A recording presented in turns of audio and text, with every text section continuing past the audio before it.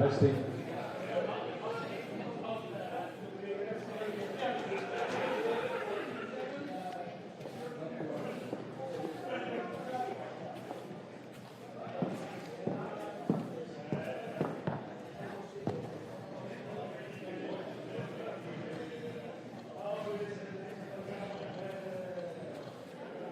British playing? It's a hard match for him, or not?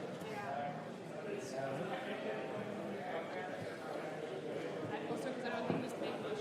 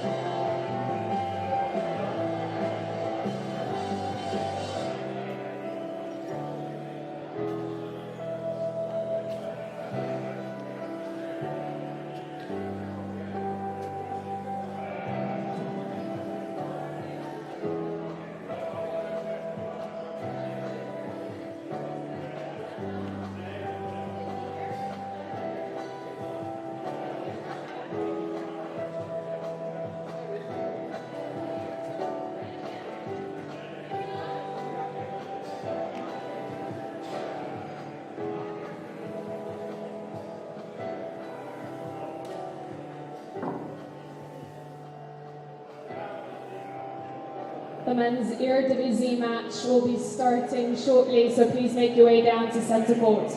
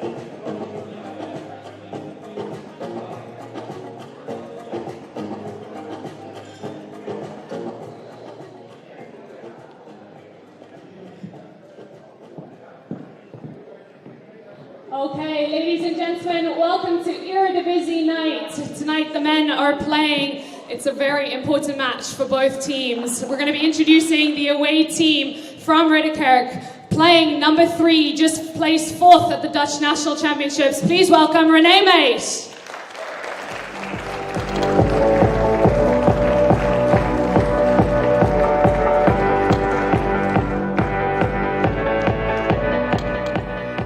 Number 2 comes from Germany, is currently ranked 117th in the world. Please welcome Valentin Rapp.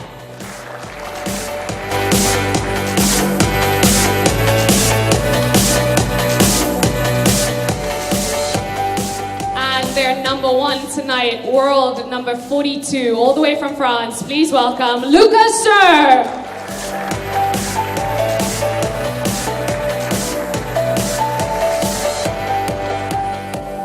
Now it's the home team, Frans Otten Stadion, playing number 3 tonight, former Englishman turned Dutch squash player, Ridderkerk.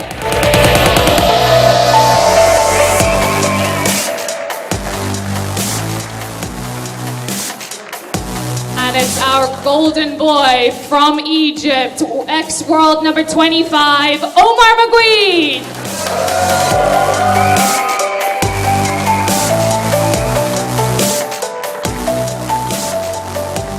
The man of the hour, the man tonight, world number 6, also from Egypt. Please welcome Marwan, ElShorbagy.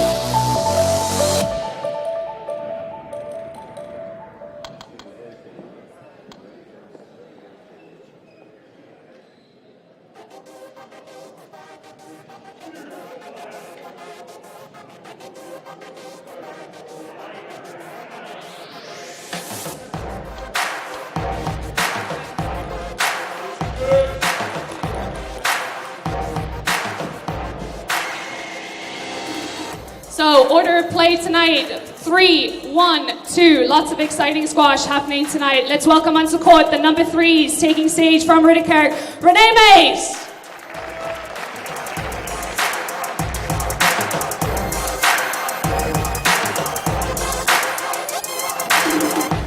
He is up against coach here at Frans Otten, owner of Rich King Coaching from England, but now Dutch. Please welcome Rich King.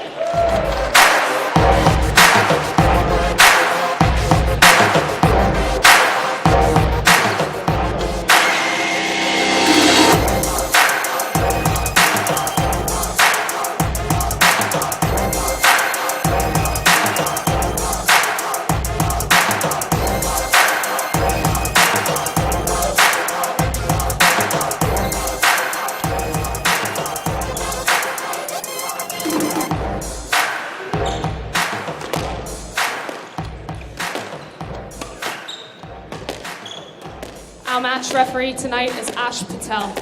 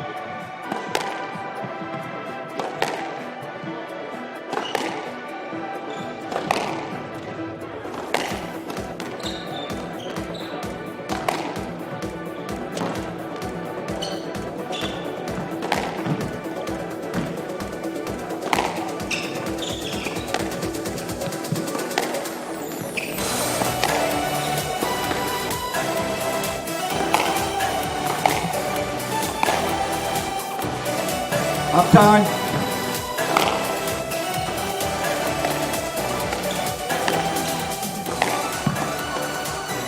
Welcome everybody from the Frans Otten Stadium in Amsterdam for the 14th round fixture of the Dutch Premier League. And what an exciting night we have for you tonight. On place number 3, the first match, we have Rich King against Rene Mijs. Second fixture, and boy are we proud to have him here, Marwan ElShorbagy against Lucas Serme from France. And on the third fixture, the number 2 of tonight, Omar Meguid, the ex-number 25 of the world, playing German Valentin Rapp. I'm your host, Daniel Lagerwaard, and with me for this first match, Scott Gillanders. Good evening, Scott. Good evening, guys. Happy to be here. Scott, how excited are you? I couldn't wait. I couldn't sleep last night. I couldn't sleep last night. All I was thinking about was this match. Yeah, I don't blame you. We have a world number 6 here in our own Amsterdam Stadium.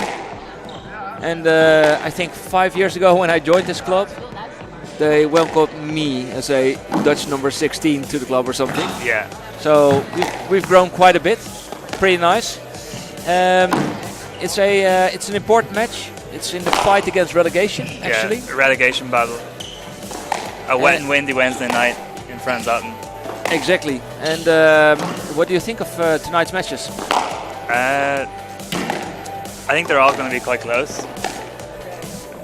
Against popular opinion, I think that because the tension's so high that and the crowd's so big that anything can happen.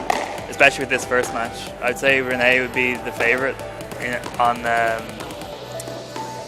paper. Like you're the squash levels expert. What's squash levels saying? Squash levels saying 3-love to Rene, but I must say I've known Rene from since I was a junior. Yeah. And we were actually both juniors. But I know Rene is a very, very tough guy mentally. Yeah. Very stubborn.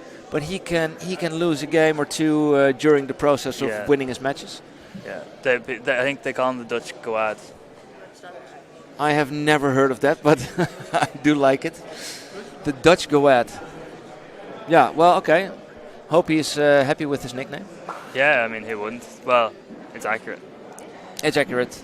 I think so. And he came in 4th last Dutch closed, which for a guy who is 43 is pretty an amazing accomplishment. Yeah, very, very impressive. I was there when he was runner-up in the World Masters, the European Masters Championship in Austria, which was also against all odds. This guy has some cards up his sleeve. It's absolutely unbelievable. Like to be playing at this level at this age, just defies all physics, all odds. Exactly. Unbelievable. And the other matches? Marwan should beat Lucas Serme, I think, on paper. I mean, talk to squash levels, but I think on paper he should. I'm surprised Lucas Serme's dropped so much in the rankings. I don't know what the cause was, but was Lucas Serme higher. not the guy who was hit by a soul? Yeah, that one time. Eredivisie round 14. Yeah. Yeah, I do think, however, like squash levels is quite okay for tournament settings. But you're at home in Frans Otten right now. We have a full crowd here, packed Frans Otten Stadium. Yeah, anything can happen. And then anything can happen. Referee Ash Patel just called Lavol. We're off. Yeah.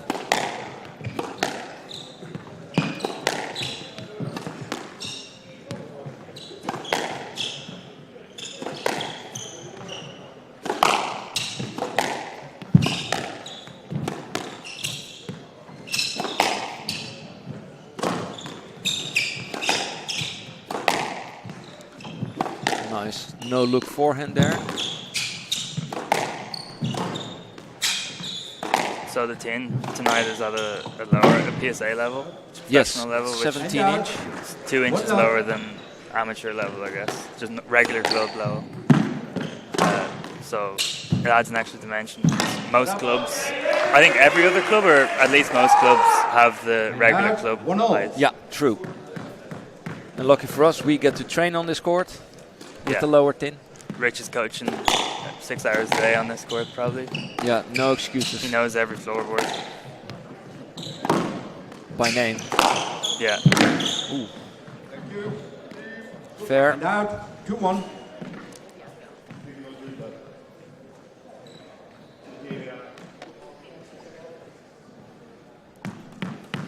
Rene chirping a bit. Yeah, he needs to warm up, get into the match a little bit. Yeah. As does Rich, by the way. Yeah, who doesn't?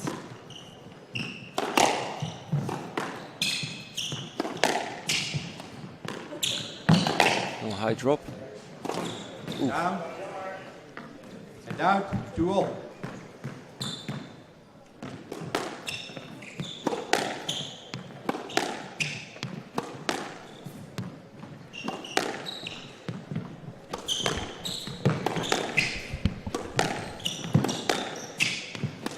So it's not the easiest court to get your length on naturally, especially if you're not used to it. Oh, beautiful neck shot there by Rich King. And 3-2, and out. you can 3-2. see both players are struggling to find it immediately anyway. A lot of the lengths are half court at the moment.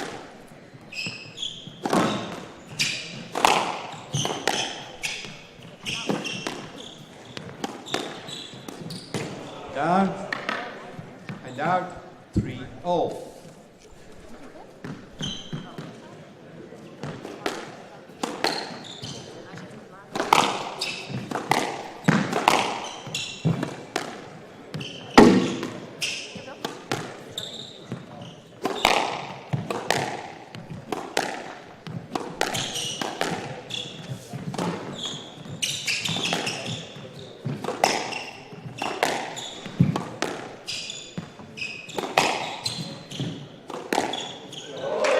Great shot by Rick. Very good shot. 4-3. A lot of stuff's going cross court at the moment, so it was a tricky straight drive.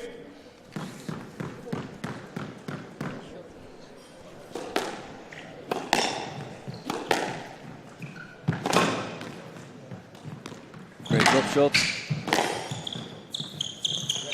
Just let. He was there quick on the counter drop, but just not able too much to control it and keep it low. Yeah, yeah.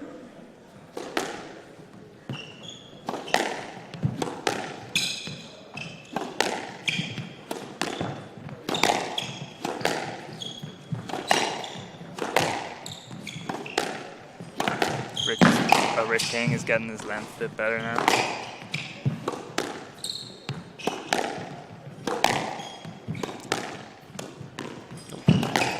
Tricky little drop shot. Oh, beautiful drop shot by Rene Mijs. And out, 4-all. For all players keeping each other balanced in this first game, the beginning. Yes, in fairness, Rene Mijs, Oh, And out, great shot there. 5-4. His length, it's not. He's fairly unorthodox as a player. Like it wouldn't be unusual for him to not have the cleanest length and stuff, but still be effective. exactly. Yeah. He always reminds me a little bit of what's before your time, maybe, but John White, Oh yeah, I know. The Great White, the Great White, very unorthodox player. the Great Mijs.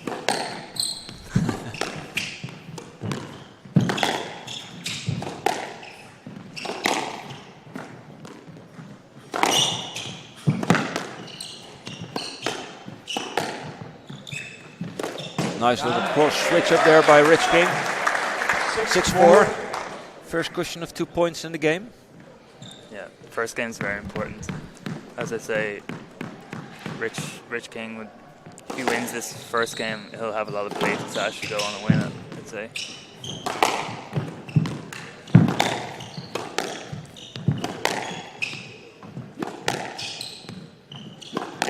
And Rich King's a confidence player. I know him fairly well. Down, When he's 5-6. playing really well, he feels great and he's going to just keep playing well. But then when stuff goes wrong, he might get a bit He blames distracted. himself a lot. Yeah, typical English-Irish mindset. 6-all. 6-all, so the cushion is gone. just like that.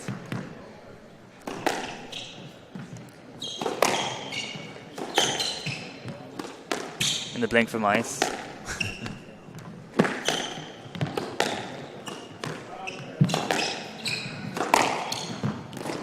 Down. A little bit of Cheeky interference yards, there, but yeah. he 7-6. tried fighting through it.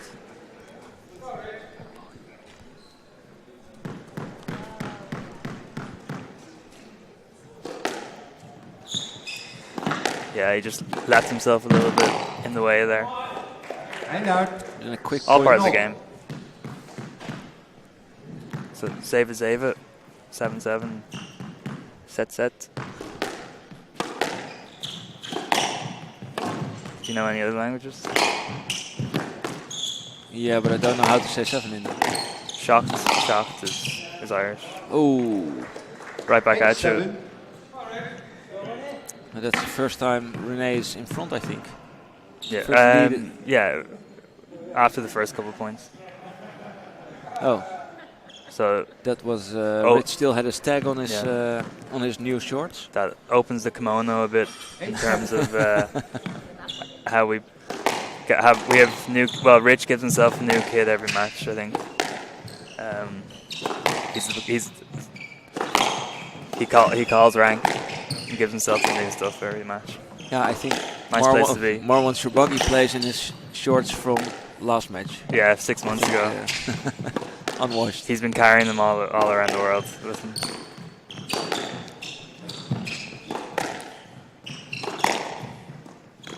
Nice drop shot. And we're back in. 8-all, big points. And out. Not much between these two players now. No.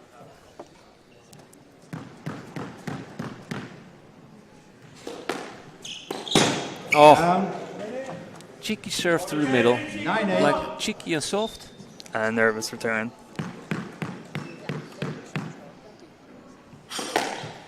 Another one.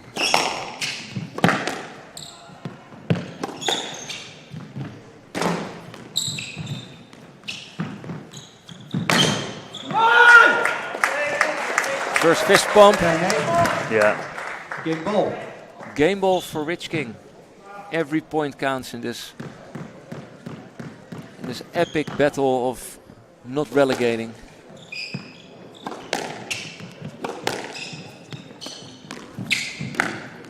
Oh, and he takes the first game. And this is important, not only for himself, not only For the for the crowd. team, but for the crowd as well. Volume club. And I think we hear a crowd that's on the hand of Rich right now, Yeah. as I should be because it's home crowd.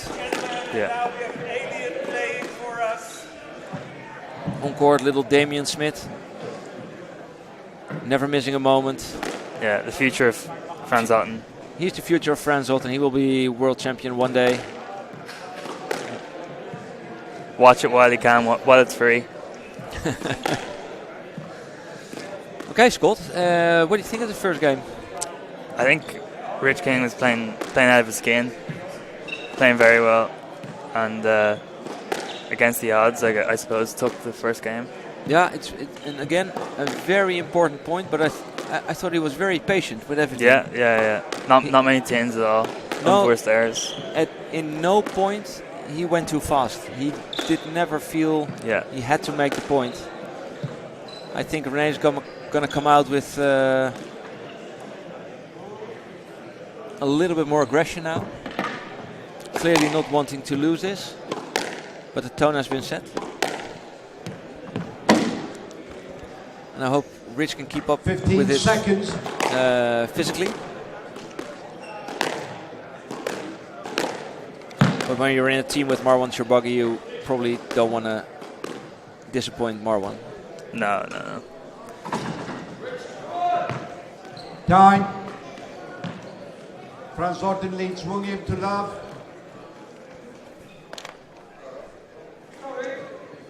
Level.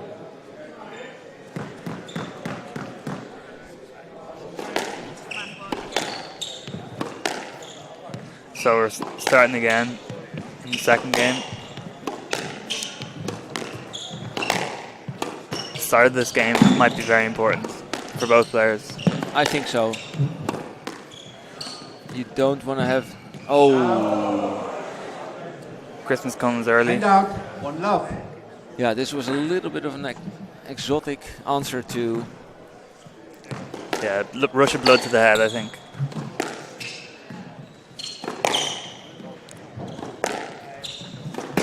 Down.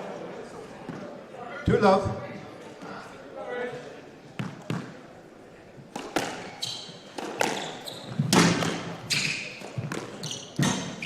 Nice. The thing I found with Rene Mijs is when I've played him, he really takes advantage of it when you lose concentration or drop off the intensity of it.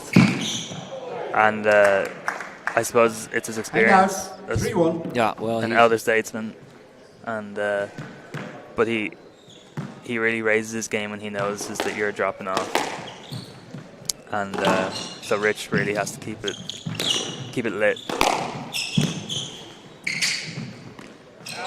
very good drop shot there. Good hold. Down 2-3. Rich King stays in Rene Mijs tracks.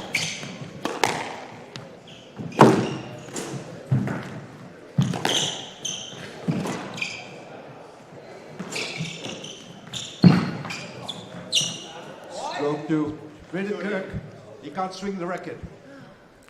That's a Dutch stroke. And out. A Dutch stroke. 4-2. Oh, that's why Rich doesn't Referee understand was it. Dutch. Player was Dutch. Gave him a stroke.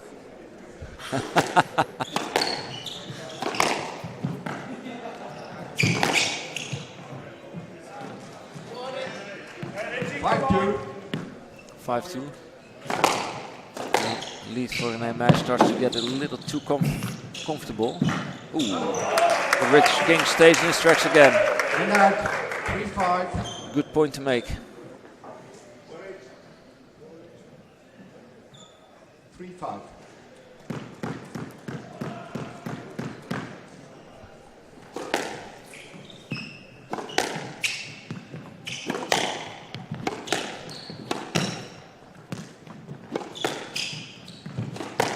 This is intense. Yeah, there's a lot of excitement roaring through the stadium tonight. I think the players can feel the tension.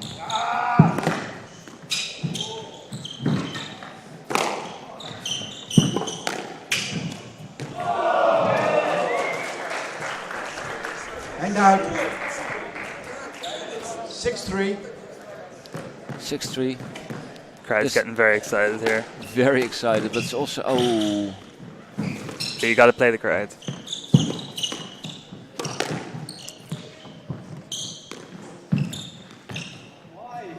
No light. Almost too good. So No light. the Ash Roulette is Loud. back in action. You never know what you're going to get with him. Well, you always get an explanation. Yeah. Whether you agree, that's like a second thing.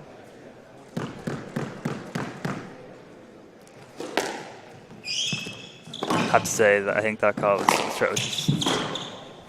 You thought it was a stroke? Atrocious. Oh. Yeah, it was a stroke. If the first one was a stroke, that's a stroke. No, I think the situation was different. I think there was room to play. I mean, every situation is different, but it was similar enough. And what's your what level of ref did you make? Best one. I mean, I did WSF 0 and 1. Yeah. I have. I'm like sort of super ref. So did Ash probably. Look at him. He's a 3. No, only joking. Ash knows I know him well, so No light. it's all 8-5. it's all friendly. So, yeah, Rich King kind of crumbling under the pressure. Yes, lad. 8-5 from the left.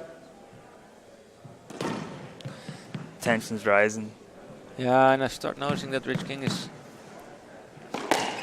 affected by some stuff on the edge. Jesus, Air Jordan. Oh, that's a very beautiful drop shot. Nicked it, 6-8. Right in time for that point. Yeah, just what the doctor ordered.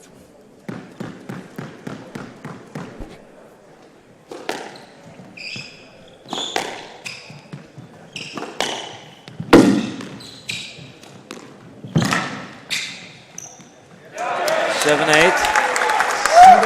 Okay, so we're back on track. Go, Rich King. I'm not impartial. Ah, you have the right to be. It's a Frans Otten broadcast. True. Oh, what a sweet touch there by Rene, Mijs. 9-7. Ridderkerk smash.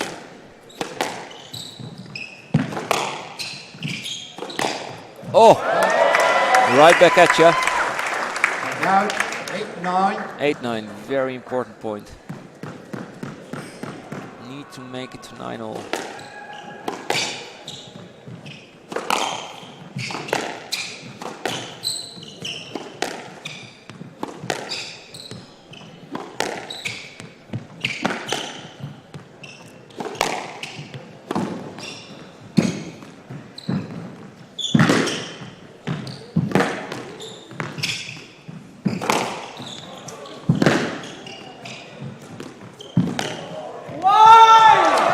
Oh my God, he had every opportunity. He played it right where Rene was expecting it. 10-8 game ball. 10-8. And it cost him a little bit of energy as well. Good sprints. There is an energy crisis at the moment in the world, so energy is high real estate. Now Christmas goes the other way. Let's come on, keep your cool, come on. 9-10 game ball.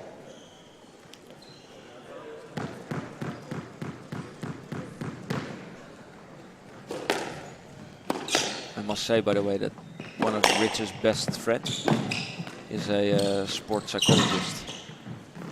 And we're back at 10-all. Tiebreaker. 10-all. Play must win by 2 points. It's quite exciting, Scott. Yeah, very exciting. And imagine that Rich started this game off with 2 bad shots. Yeah. And has been in pursuit of 2 points for the full game. Hot pursuit. Oh, sure, Mizuki, why not?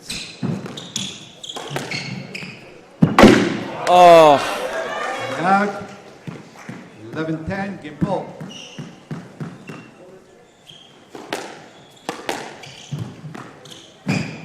Oh, just clips it in. 2 quick points. Just gone like that. Yeah, it's... game all. He made it 10-10. It was very, very important. But now Rene is totally back in the match.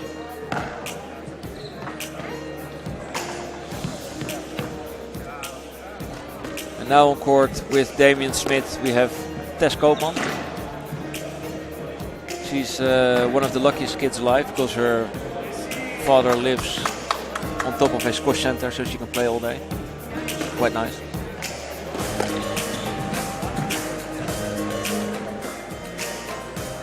Probably gonna be world champion as well. So we have a dual Dutch world championship. Yeah. What more could you want? I would like to have the body maybe of an 18-year-old again, so that I can get in pursuit of my next squash career. Yeah. Yeah, that's probably best for me. If only I was 5 again. Would have been completely different.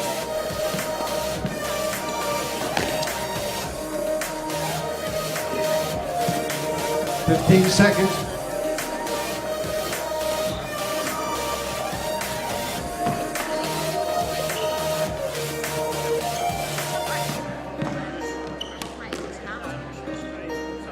So kids get summoned, future world champions get summoned off court again.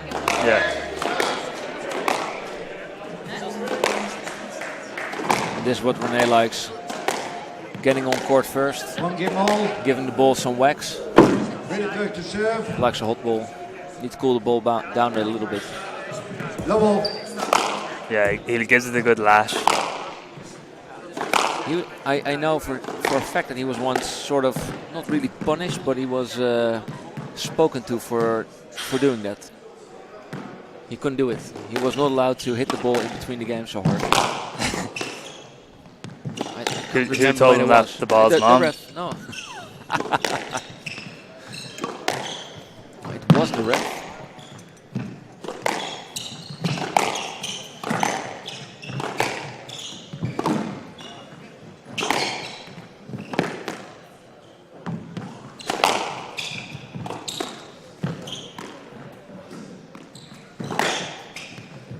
So this is when it gets serious. Great drop shot by Rich. Well, I think Rich plays a very decent game, very basic. Yeah, to good the back. game plan. Rene's in his back. He just plays the ball to the front straight. Last game, things went wrong when he altered that plan a little bit. Yeah, I think once he got to 10-all, I think it's common to, once you get back to 10-all and save the game balls, you got relax a bit and say, oh, the job's over, Yeah. but the job's only starting. Tie break's just about to start. Good reaction by Rene Mijs there. Point for point. But I must also say that when Rich plays his basic game, he doesn't seem too pressured by Rene's game. No. So, Rene might be finding his range now on the boast. He has a good boast. And this court takes the boast well, so Yeah, true. it's match made in heaven. I love this. I love boasting on this court. Great nick shot. Home advantage. He practices on hitting that back wall nick. Yeah. Training pays off. He's coached me a few times, a few hours just trying to hit the back wall nick. Was he proud of you? I never hit it. Only when I don't mean to.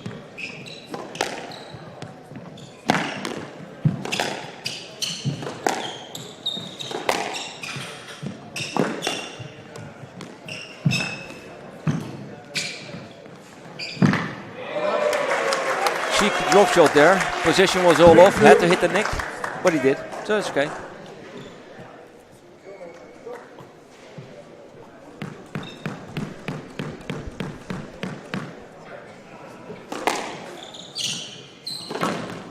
Oh, very blindsided by that body movement of Rene. And again, sweet boast.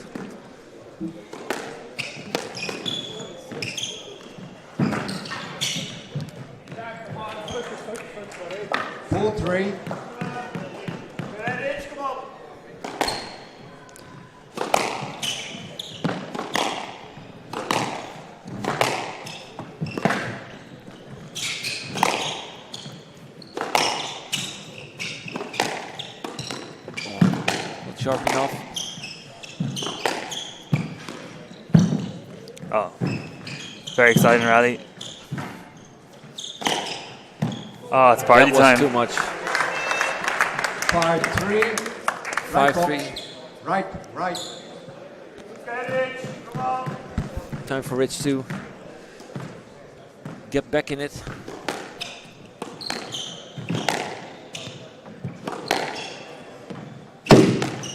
Well, at least he plays like he feels every point is important. Yeah. Not only He's every very game, focused. Yeah.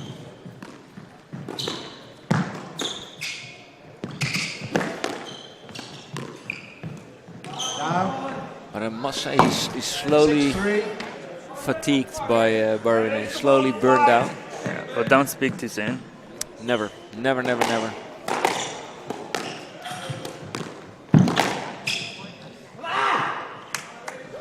But I have noticed he's been playing with quite a bit of adrenaline, and adrenaline only lasts for so long.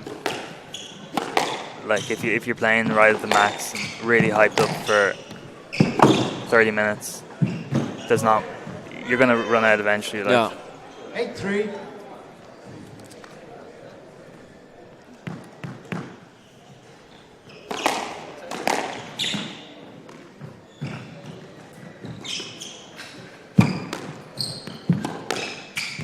That's good about Rene's game. He's not burning any energy. He does everything with one step.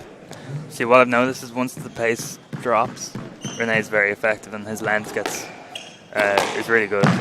And he kind of pushes you everywhere around. And but once the pace is high, he can't do that because that's just not his game. So obviously you have to kind of blitzkrieg him a bit, and that's what Rich did, and it worked really well. But he's had a bit of a lull in this game. It looks like, anyway. Oh, and by the way, very nice drop shot there, 5-8. Let's not count him out yet. 5-9. No, but I wanted to do a little shout out to all our sick club members who couldn't make it tonight because they were sick. Stan Al, who was actually supposed to play this match. Yeah. Who's at home, hopefully watching. Stan, shout out to you. Yeah. And put your feet up. Koen Hagraats. It's actually from my team, one team lower than this team. Could also be here. Oh. And out. 10-5. Game ball. Rich, come on, 5.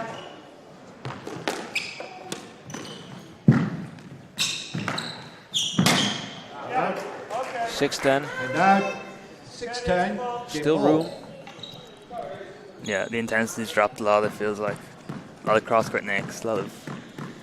Yeah, relatively nothing, shorter. Nothing rallies, like. Lengths have become a little bit looser. Oh, and he hits it out. Sums up the game, really, like. Yeah. This game. Yeah, well, I think your whole your adrenaline review sums it all up. Yeah, I'm a psychologist, even though that's not psychology, but no, but it's you can only last so long using that sort of motivation. Exactly.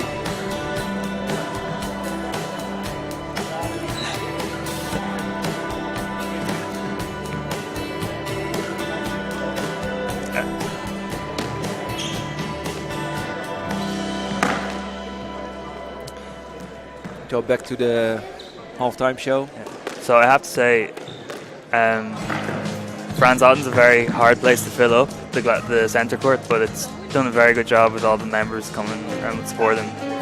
It's a very important match. So I must say, this evening we had the club night. So people just come in and play each other for one game at a time, and then they mix it up. Very nice. Then we had a Eredivisie pasta. Yeah. With a free drink for a reasonable price, only €15. Yeah, and this economy, holy jingle bells. Exactly. And then 15 everybody seconds. stays for Eredivisie, so it's not just watching a match of squash, but it's like a night out. Oh yeah. It's pretty cool. Wednesday night out. Exactly. Wednesdays the new Fridays. Yeah, especially when Frans Otten's in the Eredivisie. Time.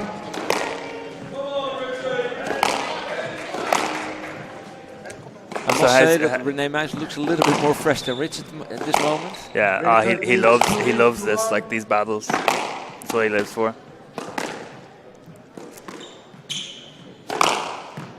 Level.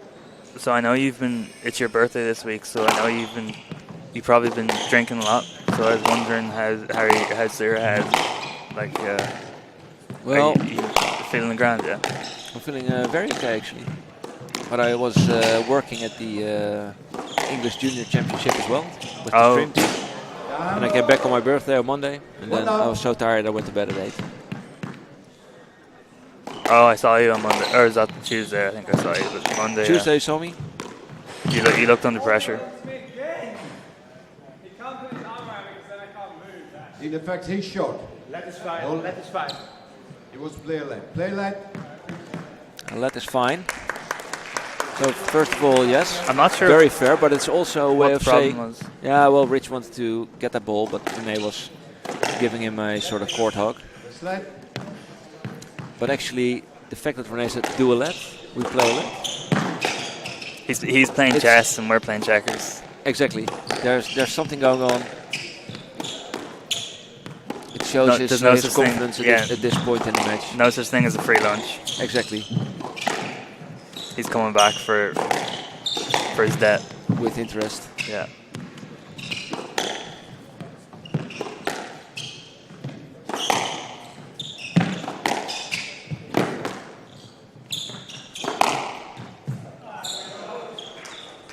Too low. So yeah, as I said in the last game, the pace has definitely dropped. Yeah, and the balls are getting more scrappy. Down. 3 love.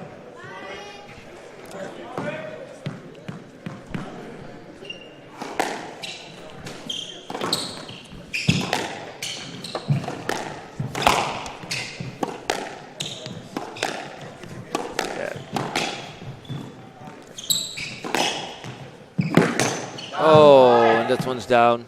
4 love. 4 love. Yeah, it's pretty. I think we saw it happening in the last game. Yeah, he's kind of. Mijs taking charge of this game, not directly, but inch by inch. Yeah, the Anaconda is Exactly. squeezing Rich King. And it's the difference in ease I see. Rene's the ball so easy, and Rich has to really put an effort to it every time.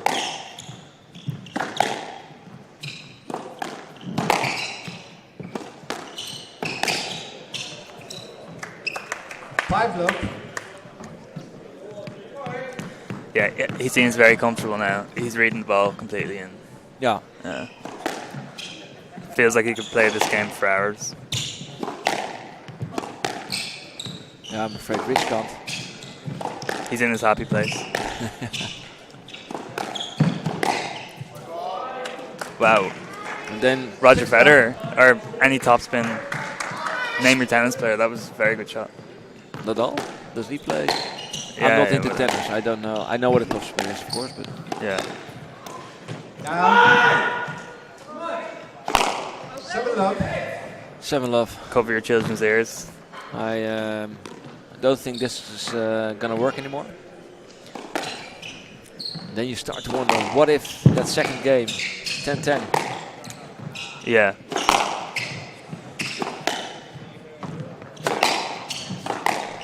But that's sport. Yeah, true. That's what, Can't guarantee what it. makes sport exciting. 8 love. So it's approaching bagel territory now. Yeah, that would not be too well. Stroke as well. Ridderkerk. And 9 every love. shot, Rich is getting a little bit more annoyed at himself.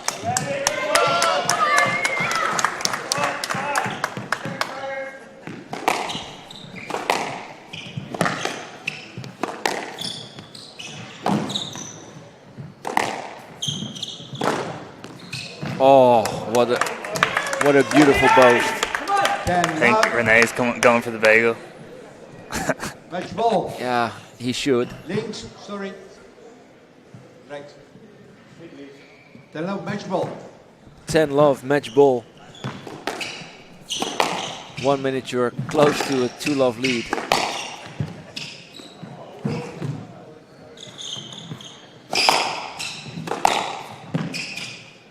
Oh, And now. no bagel.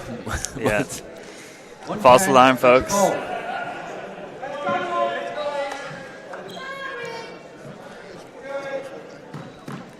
Well, he doesn't have to hide tonight. No, I think Rich played well. He played very well, but yeah, I think we've been sitting here for 4 games. Eventually your adrenaline remark, 5 seconds, sums up the whole match. Yeah. Rich was very good, played basic, fast. But then the rush is over. Yeah. Fire burnt out.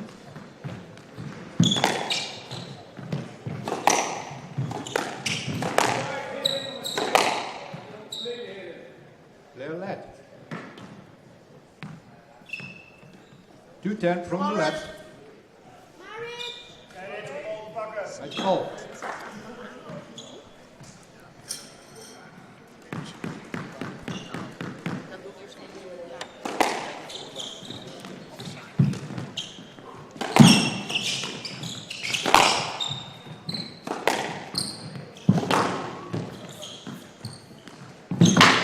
You know, I'm a little bit disappointed tonight about Rene. Usually he does it one time every time I look. Is that he's when his opponent serves, he hits a volley against the back wall to the front wall. Volley back wall boast. He didn't do it today. I hope he listens back to this match. He knows that I'm disappointed. That's the Rene special. Yeah. Yes, lad. 3-10. Yes, lad. So I think Rene's relaxed a little bit. I think so too. Kind of gone into. His head's in the showers. Could be. He thinks it's over. Yeah. Don't want to speak too soon, though. Could be deadly. But he doesn't want to think. Yeah. Every point, the anxiety gets worse. You know what I mean? Yeah. Like well, when it starts starts at about six, 6, or 7. seven, Then you get like a you little start bit thinking nervous. I could actually.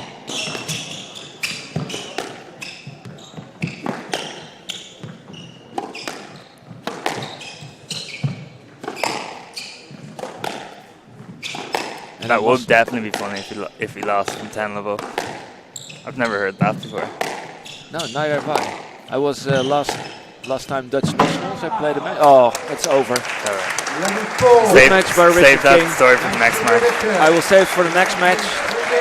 Richard King lost to Rene Mijs. Rene Mijs, the rightful winner of this match, 3-1. We've seen an exciting game, but the last 2 games, I think it was a little bit too much for Rich King. Scott, thank you very much. No, always a pleasure. We will be preparing ourselves for the next match of Marwan ElShorbagy against Luca Serme, the brother probably of Camille Serme. So everything to watch out for. But now we go to Chanel. Rene, congratulations, 3-1 victory on the board for your team, some valuable points. You obviously were prepared to play Stan tonight, a little change in lineup with him getting sick. How did that alter your preparation going into this match? Yeah, exactly. There was a last minute call from him. And I didn't know what to expect really because I only saw his name appear on the results. And I know him, I've seen him before, but never on court. So it was, yeah. It felt fine in the end, obviously. After the second games, he didn't let me get in my rhythm, and then I came in my rhythm and could finish how I wanted. Yeah, absolutely, and definitely the importance of getting the first match for your team as well. Hopefully that creates a little bit of ease amongst your teammates too, gets them pumped up for the rest of what's to come, right? Exactly. It's first win is always a good start of the evening, so it keeps the pressure a little bit away. And they can do the rest now. Well, congratulations, ladies and gentlemen, Rene Mijs.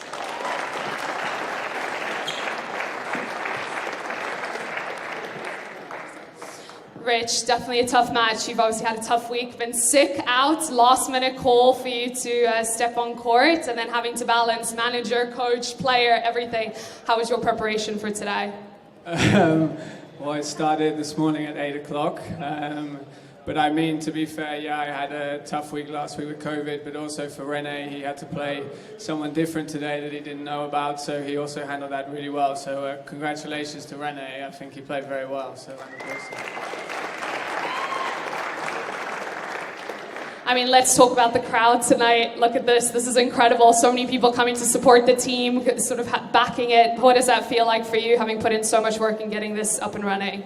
I mean, it's absolutely amazing, and I've really enjoyed playing in front of everyone, but also thanks to all of you for supporting our team, and I hope you really enjoy the women's and the men's matches here. It's pretty inspirational. I'm just sorry that mentally and physically at the end I tried to push a bit more. Maybe I could have believed a bit better, but I hope you felt I gave it my all anyway. So thanks to all of you guys, and thanks. Well, ladies and gentlemen, Rich King.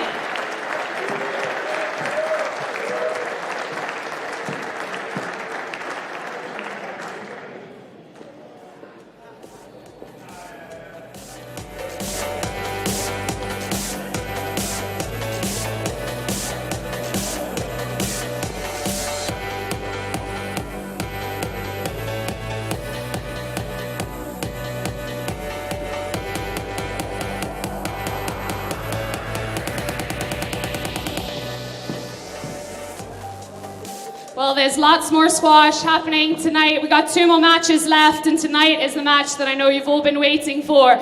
Please welcome onto court from France, world number 42, Lucas Serme.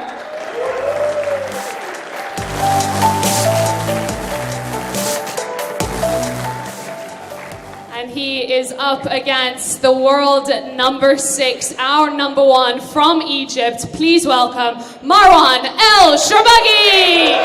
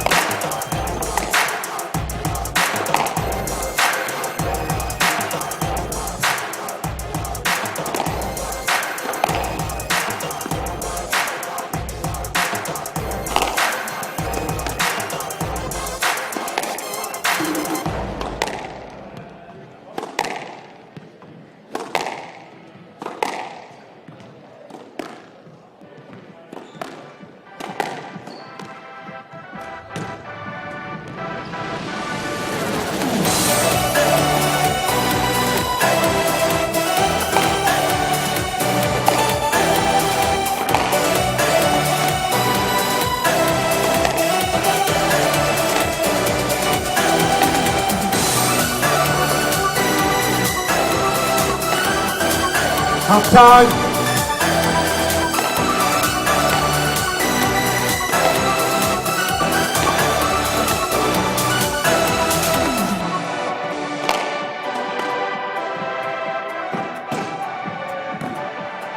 And welcome back everybody to the Frans Otten Stadion with this 14th fixture of the Dutch Premier League, of the match between Frans Otten Stadium and Ridderkerk.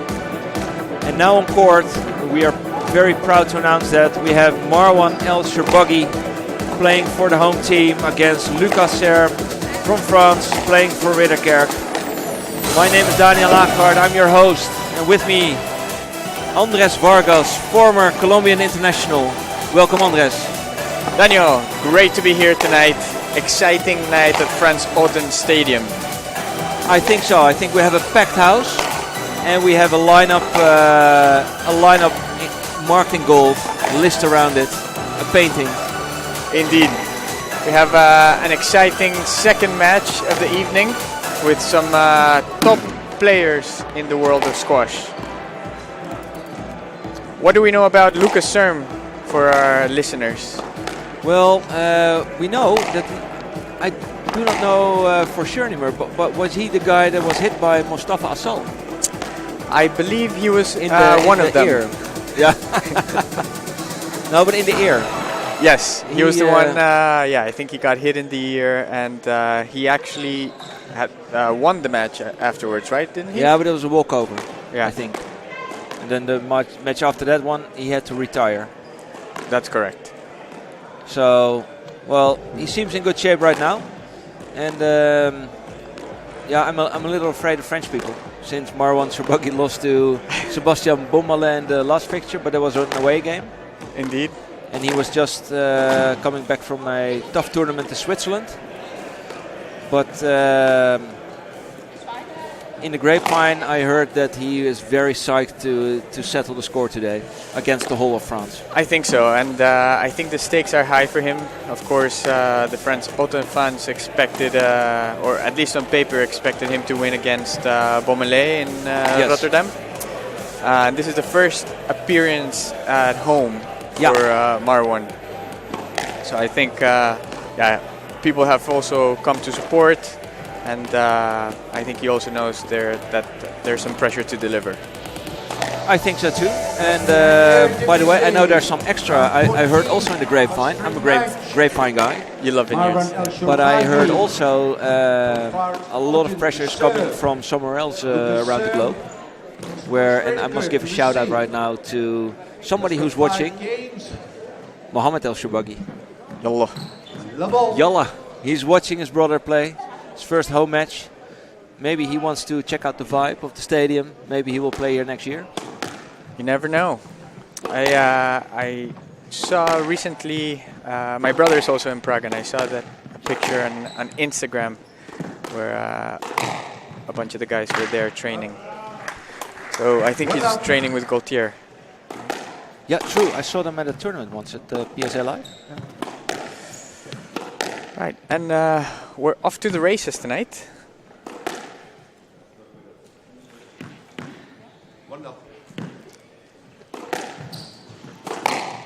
Serme really wanted the ref to be involved in this game as well.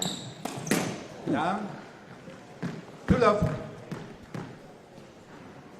I've watched Serme play a couple of times, and he's like a good Frenchman. He's quite physical, fast. You can see his body build is quite light.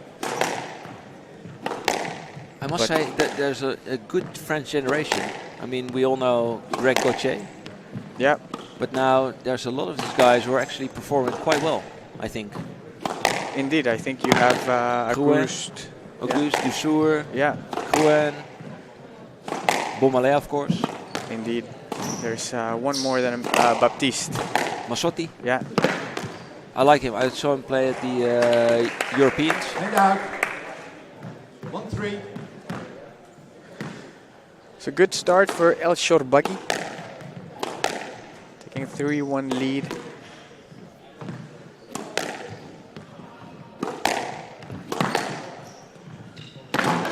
Ooh. 2-3. I believe ElShorbagy and Lucas played recently. Or maybe not recently, but definitely in the last year or so.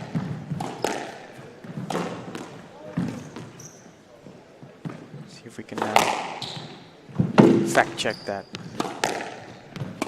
Of course we can. We can do everything now with scores levels. I do think that's not always accurate when you look at it from a competition point of view.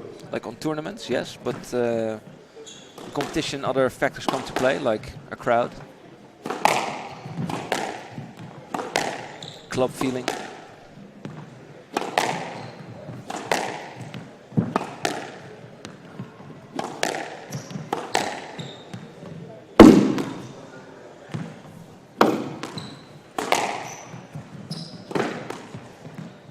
So according to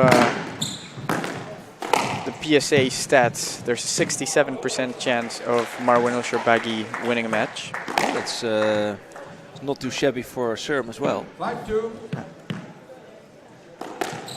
It was actually a while back where they played in the Canary Wharf Classic 2017, where Lucas Serme won 3-1. So it's been a while. Okay. But I must say that Marwan has been in a couple of finals lately in a row. Yes, he was it the TOC? He was Switzerland. Yeah. He's had a good year, and I think you've seen on some of the squash media saying that he had an off year last year or last season, and now he's obviously playing at a pretty good level this season.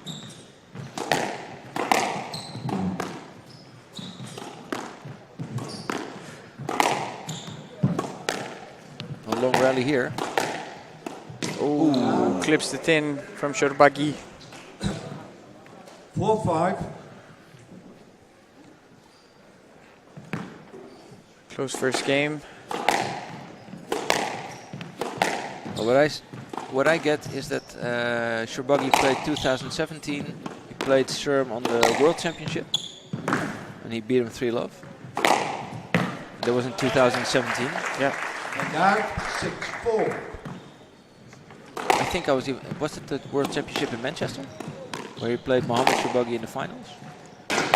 I was there. That was cool. I think it was the only brother final in squash history.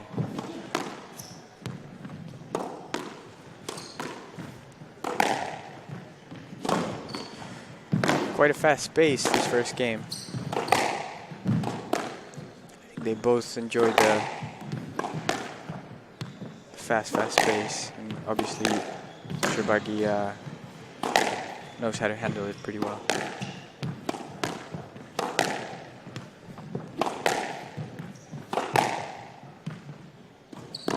Good shot. Not up, thank you. Great drop shot by Serme there. 5-6. 5-6.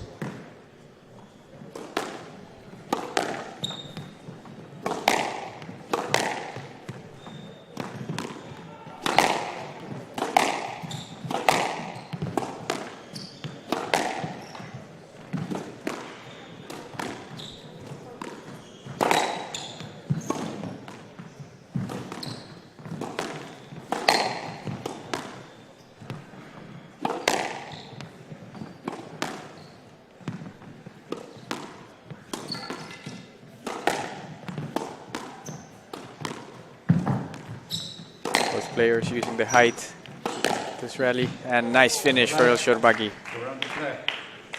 And out. Oh, that's 7-5. quite a harsh decision. You think so? Sure. It was. I thought it was a pretty good shot from ElShorbagy. Ooh, loose shot. And there it is again. Same finish. 8-5. Straight volley drive from ElShorbagy. Volley kill.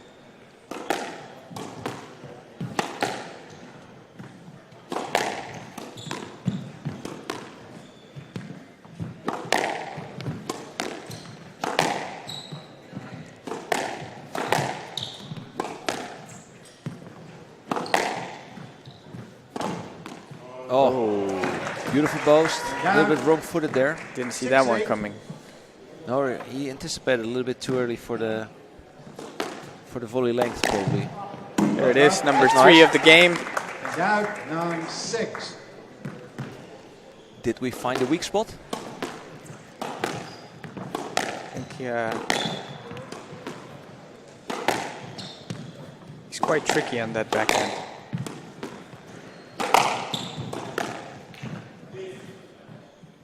You need to play that ball. Yep. You were through. No let. He does And need to out. play that ball. He knows it. 7-9. Yeah, affected, not prevented. Gonna say it again. Affected, not prevented. Yeah. What does that mean? It means that ElShorbagy's line was a little bit affected, but the shot was not prevented. So that's when you get a no let. Or you get a let instead of a He stroke. didn't do anything wrong. You were trying to go through. It's just an accident. He's walking on my foot. I'm going. I'm stepping on my foot. He didn't do anything wrong. Lucas is asking for a let because ElShorbagy stepped on his foot and therefore he couldn't get to the shot. No let. I know, it's annoying when it happens. But I didn't see anything wrong. Sometimes it just happens and then you... Then 9. The decision right here that this ref is giving is a no let, saying that he didn't see any of the contact. First Yalla from the stands. It's very good.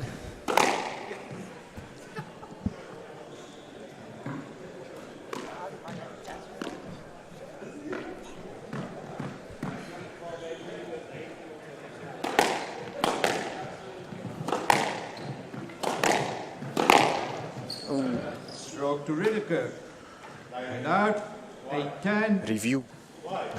Because you didn't clear enough. By the way, do you think your brother is watching this match as well? I don't think so. I think he's preparing. He's playing tonight. Yeah, I heard he got admitted to a tournament. In, He's in DC for the Squash and Fire tournament. Nice. So, that's quite an achievement. I think I understood they changed the rules a little bit about tournaments. Oh. From what to what? Oh. No, that they that like first of all, top 50 players or the higher ranked players, they can play any tournament they want. And secondly, they don't do qualifications anymore for the bigger tournaments. Yeah, I think the qualifications have been that has changed for some time now, but it's the divisor. So that was a close one. ElShorbagy knew it and hit a short swing.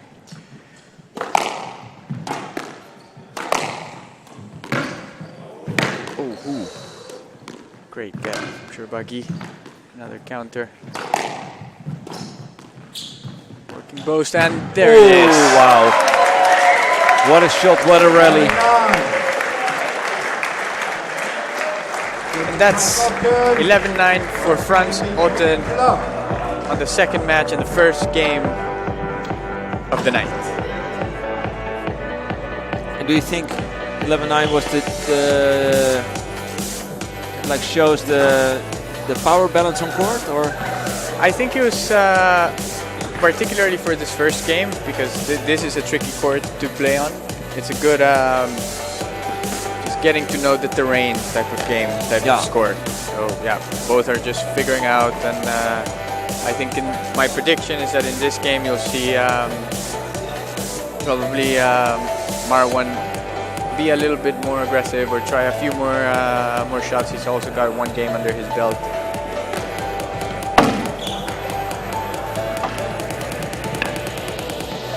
What do you think?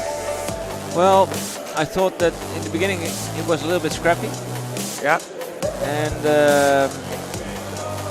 that's of course due to the court, and that both players are not used to playing on this court. It's very used to a full glass court, and you get a semi-glass court. That's tough. I also think they are professionals, so they will know their way around it. Yeah, but I had the feeling that ElShorbagy might have got this game with 11-7, 11-6, like a little bit bigger.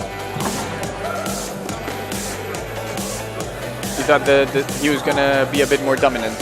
He was. I had the idea that he was a little bit more dominant, yes. There was some shots that he was just wrong-footed for no reason. But aside of that, he was more dominant. Well, let's see. I think he was still pretty solid in this one and putting a lot of pace in that ball. Frans Otten looks from him to love. I must say the shirt looks good on him. Especially the junior, ElShorbagy junior. Level.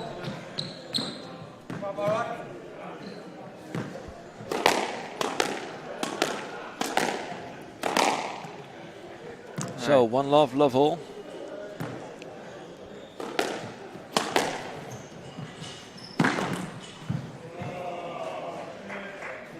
Lucas is calling his shot down. Was down. Oh.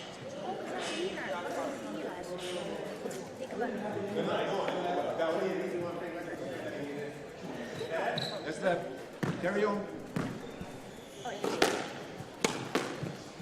They played a let on that one, even though the ref had called it down. That was weird. Yeah. But this was a great cross-court, sort of semi-lob by Serme. Oh. And out. 1-0.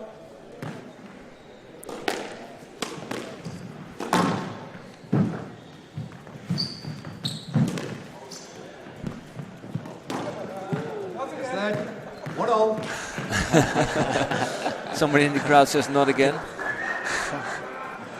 I think ElShorbagy knows what he's referring to.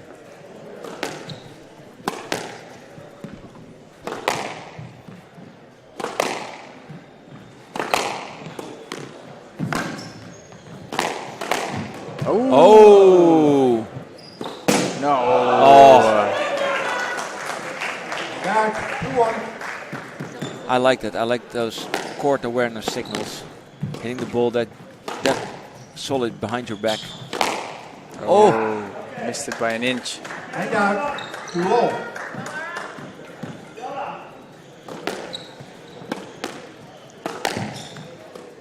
Oh, beautiful. That was a beautiful one.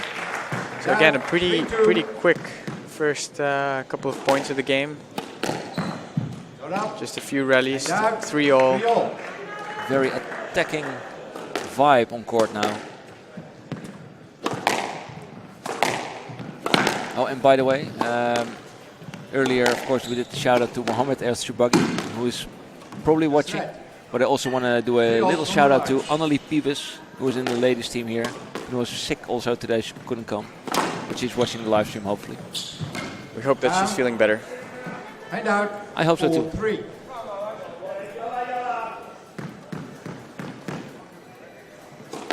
It's nice for her. She gets to be named in one sentence with a former world champion. That's good. Ooh. Oh.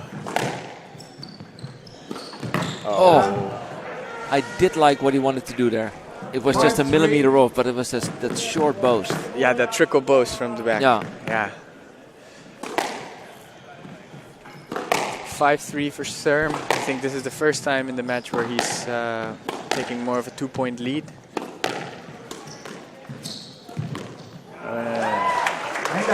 There you see it again. Pretty short rallies. Short rallies and a little bit of showboating. I like it.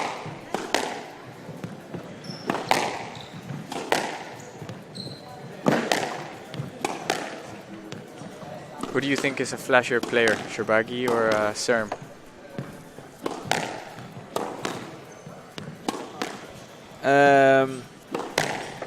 I think ElShorbagy.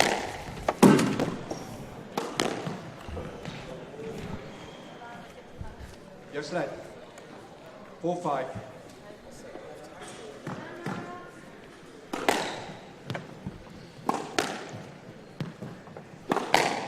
This is an interesting part of the match where ElShorbagy's down by a point.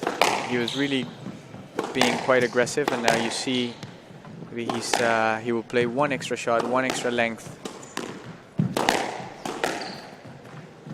Yeah, and now the trickery on court has to make room for like the basic mature squash, the professional squash. The more you get to the end of the game. Oh. These guys. Oh, wow. Great picker. A great finish by Serme. Quite patient, moving ElShorbagy around. Would you consider that a single whammy, what he did there? Yeah, that's a single whammy.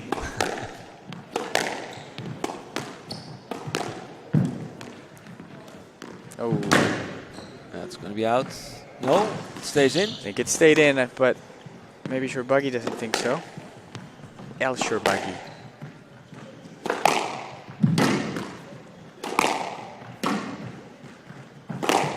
Oh, just out of range of Serme there. Now 5-6.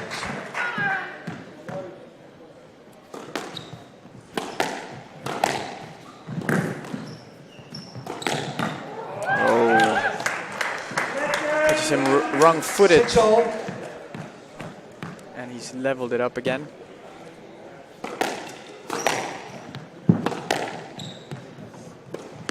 Oh, what a shot. Now Gutsy. 7-6. I like that. Aggressive.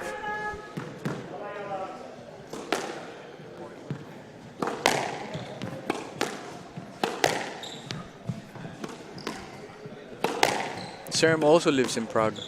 Did you know nice. that? No, I did not. He's married to a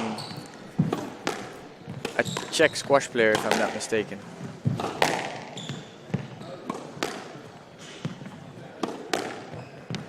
And his sister Camille Serme. Yeah. Right? I think she's. I saw recently she's organizing a PSA tournament in Paris. There should be a big PSA tournament in Paris. I think there hasn't been one for some time, so I'm happy to see there's another one coming up soon in the calendar. But did she retire? Because I haven't seen her. I know she was like injured, but I believe she retired. But she's a couple of years older than Lucas. Lucas is 30 years old. yeah. Marwan, I think he's a year younger, at 29.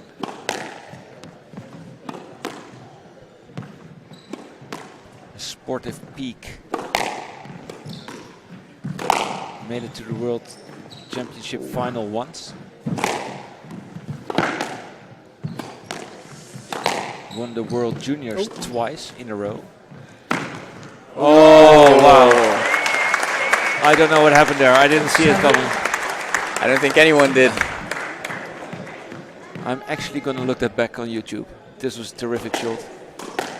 That's the trickle bows that you were talking about, but this time he hit it from the front.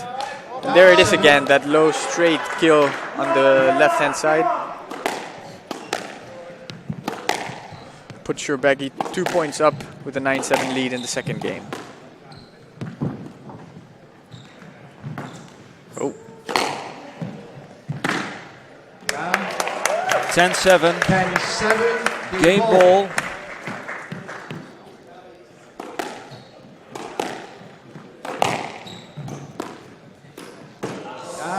Tight. Maybe a little bit too easy because of his comfortable lead. Very but similar who score. Am I to judge Oh, the world-class player? So 2-love, Andres. There we go. 1 point less than the previous game. So 11-8, 11-9, 11-8 so far. And you have Omar going up to ElShorbagy to coach him. And on the Ridderkerk side, you have Rene and Valentin Rapp coaching Lucas Serme. Yeah, it's going to be a tough one for Serme to get back into this one. I think your initial prediction about ElShorbagy playing his best squash tonight is quite accurate. I think so too. Yeah. Lucas is of course not making it easy for him, but ElShorbagy's stepping up to the plate. Yeah, but I think tonight also for ElShorbagy it's a matter of honor. Redemption. I really think that the first time he lost, of course it was an away game, and when you play Sebastian Bommele, he's still like 20 in the world or something, 24. Yeah, and I was there for that match, and Bommele was playing really well, and of course, as you said, I think ElShorbagy had just come off a few tournaments. He was a little under the weather, so 15 the seconds. situation was different. Marwan lets the kids play. Even de baan verlaten alsjeblieft. Jongens, kom op. Weg. Time. Who does Marwan ElShorbagy think he is? Getting these kids off court. What's this?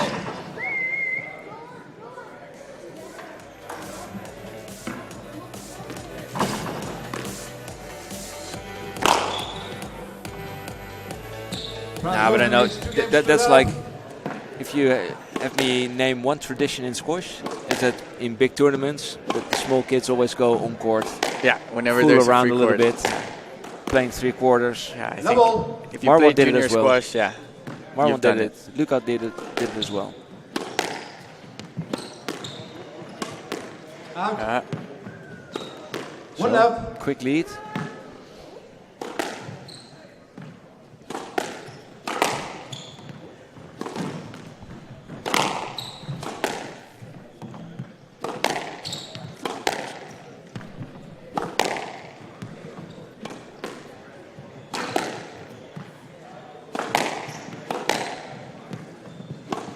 ElShorbagy quite dominant in the center of the court. You can see that he's, well, except there, but he's quite put in the middle. Oh, In the egg. that was a. And now 1-0. Sorry, what did you say? The egg? Yeah. Have you not seen Have you not seen the toast and egg? Oh yeah. Okay, the toast on egg. Yeah, I love that one. Ooh. Really love it. Lovely shot from ElShorbagy. Now 2-1.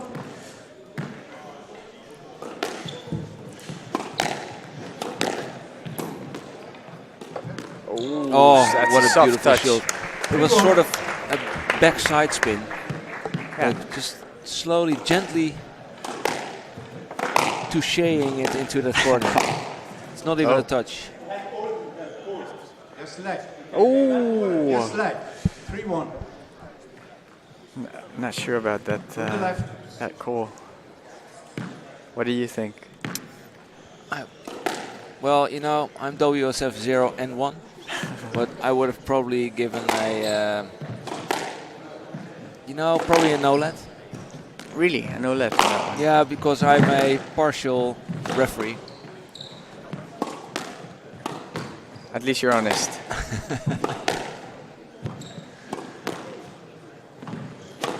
Yeah, commenting for the Vos team, I'm really honest and You're and not neutral. you're disclosing your bias. Exactly. But when I do other stuff, I'm neutral. But not tonight. Tonight's important to us. It's important that Marwan ElShorbagy just. So what's on the line tonight for Frans Otten? Well, we are 7 points behind Ridderkerk. Oh, sorry, 6 points behind Ridderkerk, who are currently playing. And we are 5 points behind Apeldoorn. But so tonight a match goes up to 12 points. We have every game counts as a point, and the winner takes 3 bonus points home. Okay. So if you win 3 matches 3-love, you win 12-0. Rich King lost his first one 3-1. So that means 1 point for Frans Otten and 3 points for Ridderkerk. Let's assume that Marwan wins 3-love. Then it's 4-3 in favor of Frans Otten. And then Omar Meguid, who's up third, will simply have to win his match. Because whoever wins 2 matches wins. So Correct. it can be. You can even have more games than your opponent and still lose the match. Winning the match is more important. Ooh. Oh! 3-4. That was an all or nothing opportunity.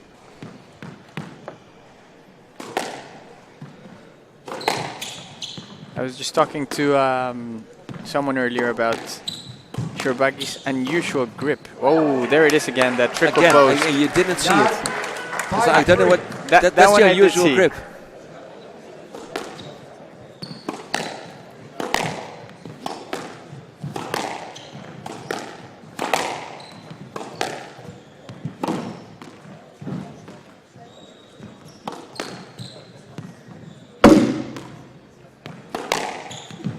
Wow. Great length, tight. A length with purpose.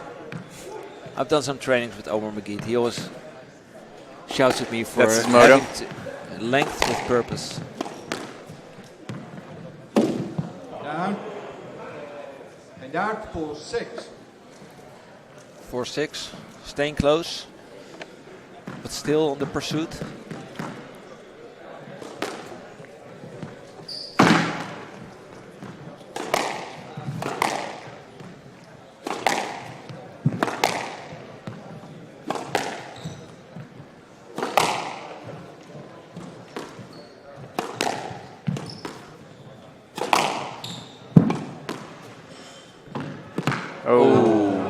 Again, that back wall nick, what he has been practicing so hard for.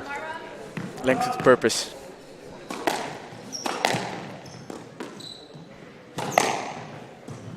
Oh, yeah, that 3 was in a very row. 6-all. Levels it up.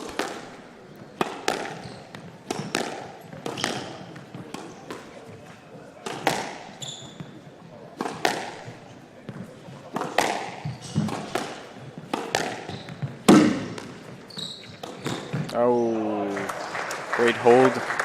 Reception from ElShorbagy. Takes the lead 7-6.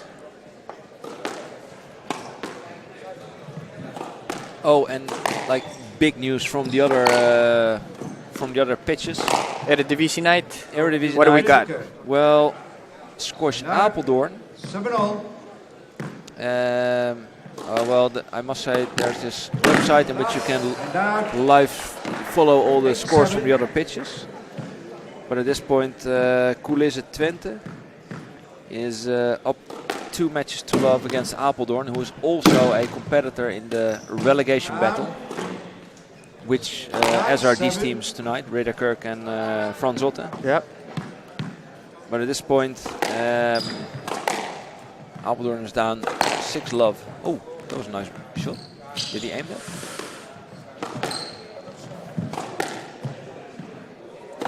Big point right here, 9-7. Getting closer to the finish line for ElShorbagy. Oh.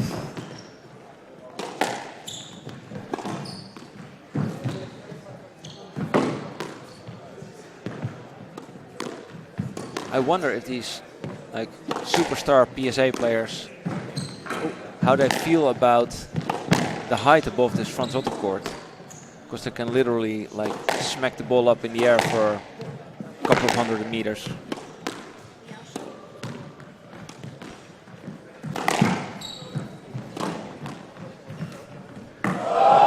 Oh wow.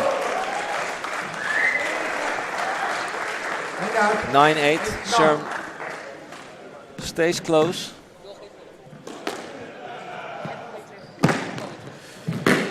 Oh, and 9-0. Wow. He tried it again with a very tricky trickle post. Yeah. Lucas Serme barely got it. Framed it and won the point there, 9-all.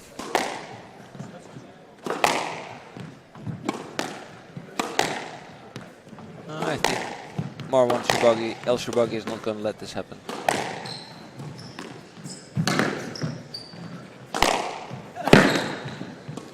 Oh, that's a costly mistake right there. Just out of reach. Little smile from Marwan there. The first match ball.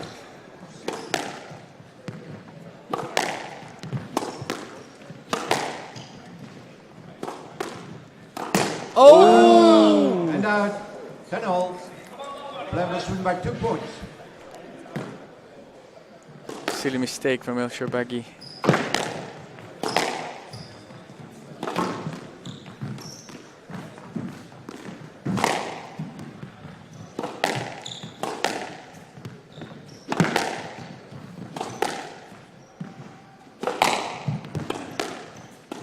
Oh, no, 2 in a row. 11-10. We have a game ball for Serme. Every game is important. Every game is important in this match, indeed.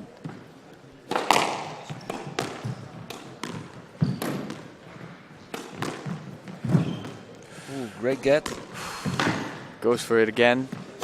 Gets big on court and levels it up again. Yeah. Lucas Serme really got a chance to explore the front of the court there. Had to go quite deep sometimes.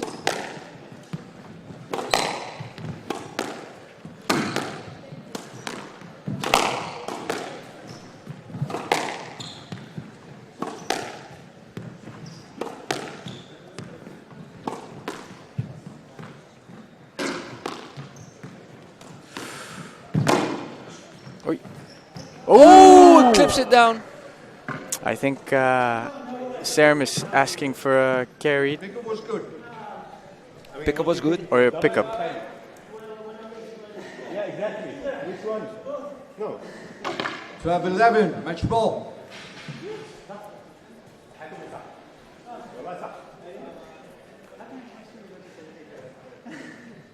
I think ElShorbagy is willing to play a let. 12-11 from the left. Yeah. What are you doing? Sorry. You're playing a left.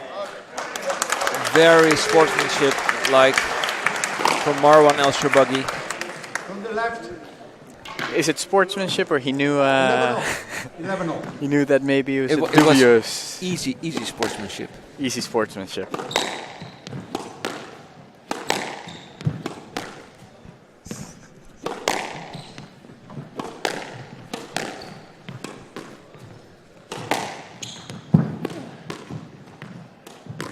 Oh, very sweet touch there by Marwan ElShorbagy. Lying enough for another match ball. Squash gods were on his side. That's karma.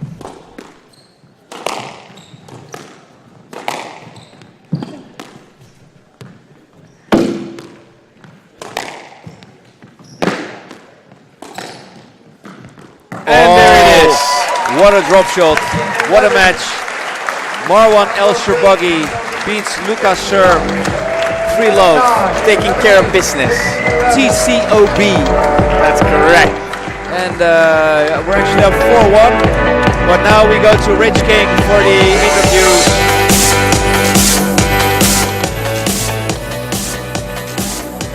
Okay, so fantastic match there. Hard luck, Lucas. I thought you played well. How was it playing on this court against Marwan today, and how do you feel your performance went? Yeah, I haven't played on this court for like 10 years, so it took some getting used to, but that's nice. I really like this court, got some good memories here, so playing a friend as well, it's cool. I think it was good fun. I think Marwan had fun as well, making me run around, so. But that's good, I think I played well, I'm happy with it. A bit gutted not to get a game, but I think it was a good match. Yeah, I think you played well, and it's a few fine margins, but for sure you definitely tested him. For those that don't know, we all know each other from Bristol, so this is the first time I've seen Lucas in ages. So how is it stepping on with a friend and an enemy at the same time? He's more of a friend than an enemy, for sure. So no, it's good, because you know it's... And that's probably why he lost, yeah? Yeah, well, that's the same question after. No, I think it's good, because I know it's going to be fair, it's going to be fun, just focusing on some good squash, and that's why it's nice, always pleasant. And is there anything, what's next for you on the tour, what's coming up? Yeah, British Open next in April, that's my next big one, so I'm focusing on that now. Yeah. And for those that don't know, Lucas is expecting a child with his wife, so round of applause to Lucas, please. And congratulations to and hard luck for the performance. All right, cheers, mate. Thanks very much.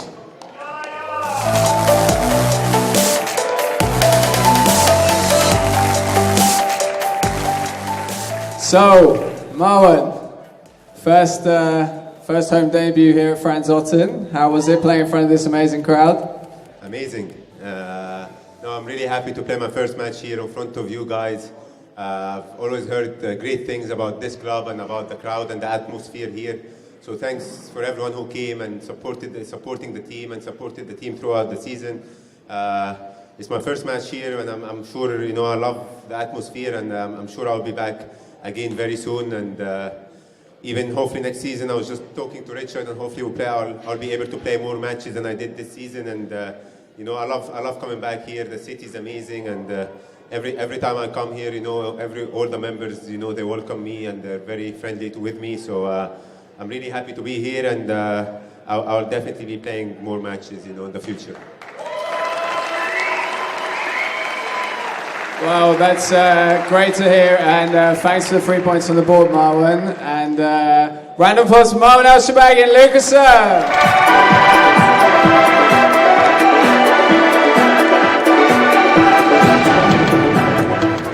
Now, for those of you that don't know, and also this guy doesn't quite know, before you all go everywhere to get a drink, we just have a little special situation for one of our team members.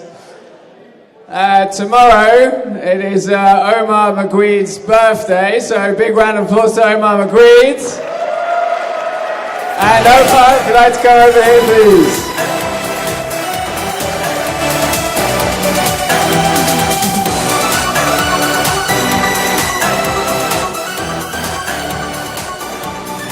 So, Daniel and the ASRC and the club have kindly got a fantastic gift for you for your birthday. So, Firstly, in true Dutch style, can we give Omar a happy birthday, please? Ready?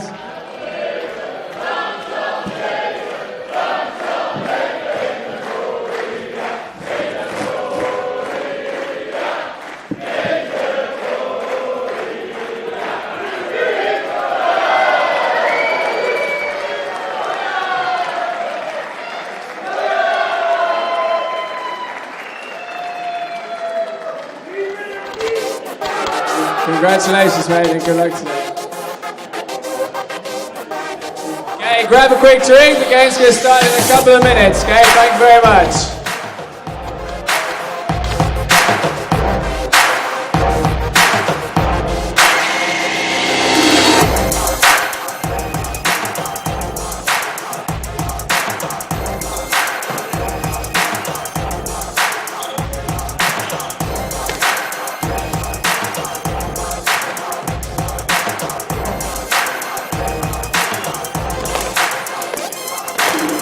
So we have a very interesting matchup here. These two played last time when we were against Ridderkerk. It's a very close game and Omar came out as a winner 3-1.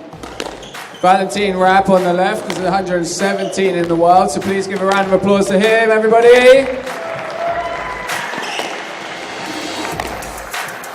We all know Omar by now, and now he's got some fantastic shoes to go for his fashion accessories. He's ex number 25 in the world, and we can hope he can do the business for us tonight.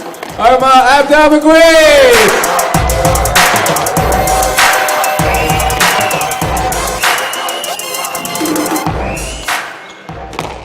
Now, it's important to remember that you awesome people in the crowd are the third, fourth, and fifth, and sixth man and woman tonight, so please get behind Omar and give him that extra support he deserves. Thank you and enjoy the last match.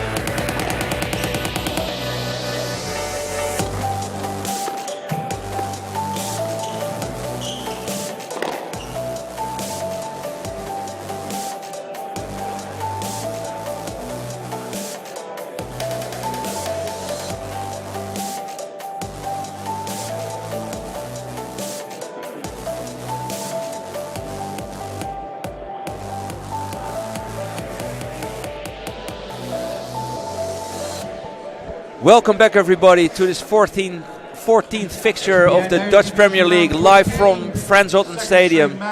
There's a very exciting match coming up between Omar Abdel Meguid from Frans Otten Stadium and Valentin Rapp for Ridderkerk. Score at the moment is 4-3 in favor of Frans Otten Stadium. I'm your host Daniel Lagerwaard, and with me for this match is Peter van Us. Welcome, Peter. Thank you. Peter, good to be here. It's definitely good to be here because we have a very exciting match on our hand, and we have a packed Frans Otten.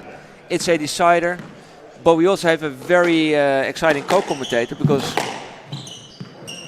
you were actually the creme de la creme of the international court sweeping. Yes, definitely. Court sweeping is my thing. Unfortunately, with COVID, it's not a thing anymore. You got those stupid baskets with the with the towels. With the towels. No, which was a great thing to do. But yeah, I loved doing that at the TOC in New York. That's I did that twice. No, 3 times, I think. Yeah, but twice as a court sweeper and. But let's not forget that court sweeping is one, but you got to see some amazing squash live every time. Yes. And that's why you are a very valuable asset here for the stream team in our commentary box. I think you've seen and you know all the top players, right? Correct, yeah. Yeah, that's the good thing about that role. You're on court with the players. That's a great shot. Yeah, that's a great trickle boast there. Mr. Rapp is starting off well. So you get to know all of the players almost on a personal basis. And I remember once I was on the court. It was the first time, the first year I was there as a court cleaner. And Omar Mossad was playing Tarek Mormon, I think. And I had to come on because there was a lot of sweat, of course, on the court. And I was walking off. And at that point in time, Omar Mossad said, "Peter, can you do this part as well?" I was like, "Sure. Do you want me to shine your shoes as well?" It was just it's like Omar Mossad knowing my first name. It was brilliant. But left side. Ooh. While you are telling this, we have a pretty big lead already for Valentin Rapp, which is not good for Frans Otten. I think Omar, after he got the clogs for his birthday present, needs to focus a little bit. Oh, is he wearing the clogs right now? I think he has to shed them off. Let's see. Those are good lines.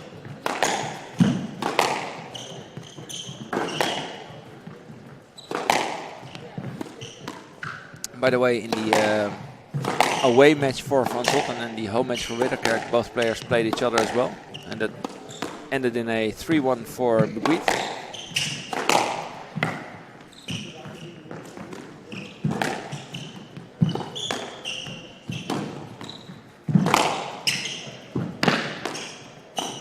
Oh, that's a great shot. Yeah, that's a great shot. Meguid faked a little bit. That's what I like the most about squash, like the faking and faking it to drop to the front left and then going for a little flick.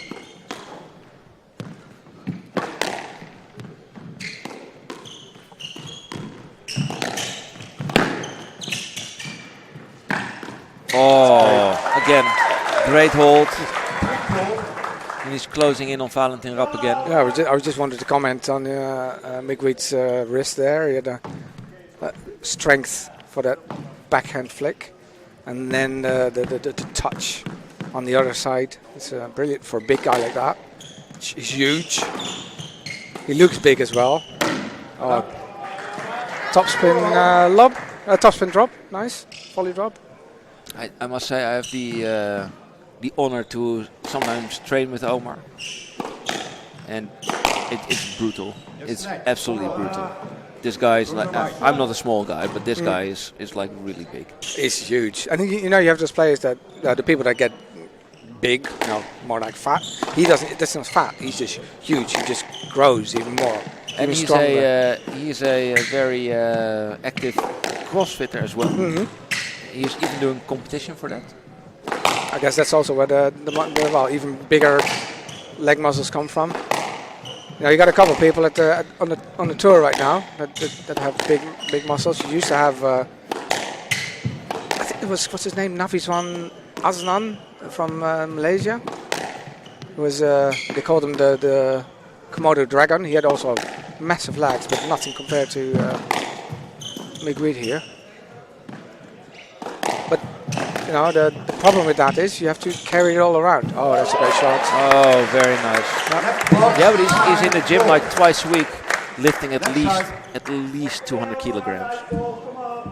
The problem with that is though you have to carry it around. Yeah. So you're explosive, but you need to find the balance with your aerobic training as well. Otherwise. Okay, and I've been thinking about it. I would like your opinion on Omar's serve. Okay. It seems like a little bit of nonchalant.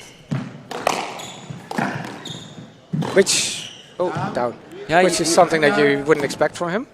No, he has a very typical serve.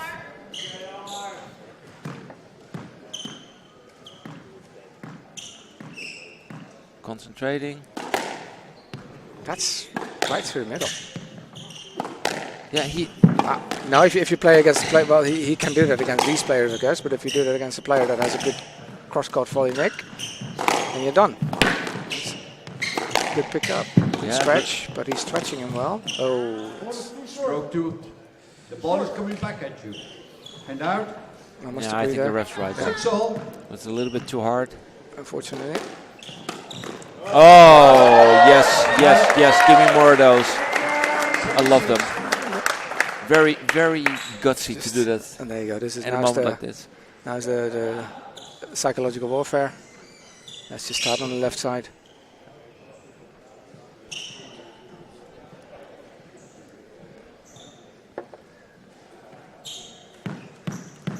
I was an eyewitness to the fact that the court was swept really intensely prior to the match, and still Omar finds that one bit of dust.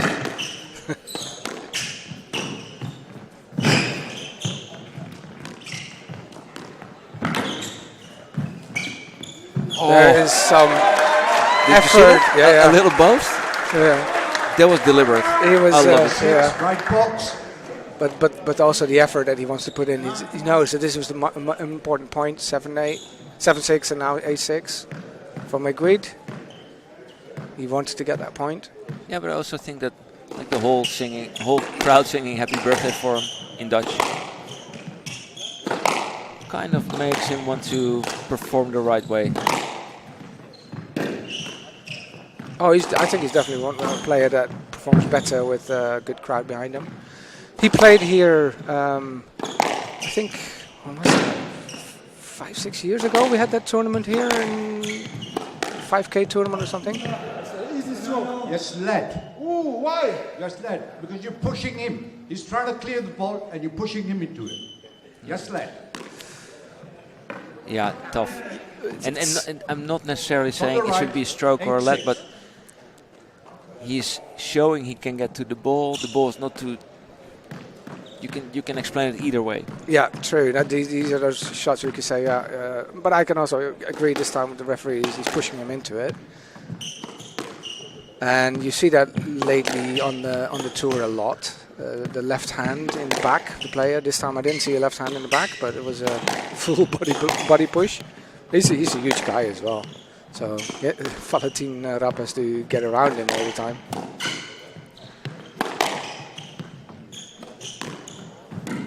And that one's down. He's building the rallies up well.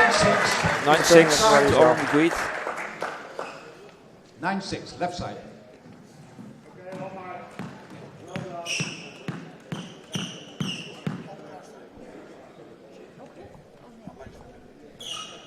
Refocus. Take a little bit more time.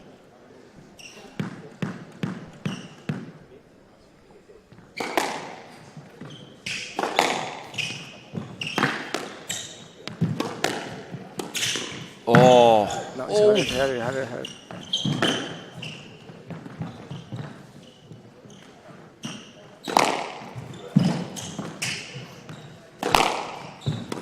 And that's not high enough.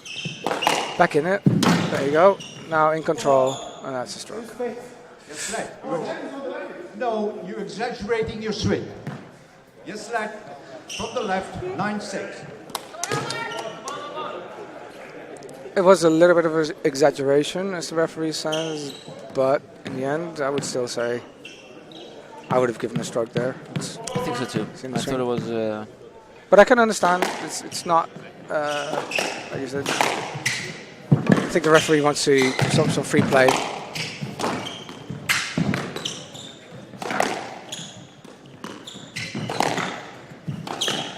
There's real purpose on. There you go. Now he played that ball, but he took his space, pushed Valentin Rapp back. But it could have gone wrong as well at that point in time. But 10-6 first game. There you go. That's a score that means something. See, it's a different serve.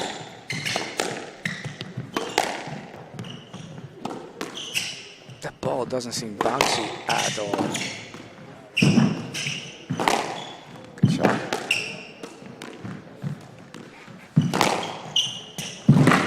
He's working Rapp very hard. Waited just a little bit too long.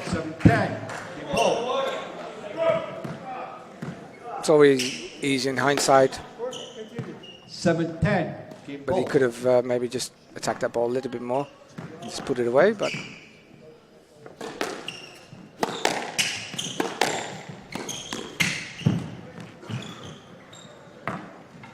no lad. You should go and play. You went for the player. The ball was short. No lad. 8-10 game ball from the left. The ball was short and you went straight for the player. You should have gone around and played that ball. This is harsh. The ball was very short. That's very harsh. No lad. No lad. 8-10. You know, at one point you can say, yeah, maybe should have gone around, but on the other side, he should get straight line, direct access to the ball, which he didn't get in this case. The ball is coming straight to Valentin. Rapp. So, don't. And that happens. Game ball. Now hopefully he can make this one.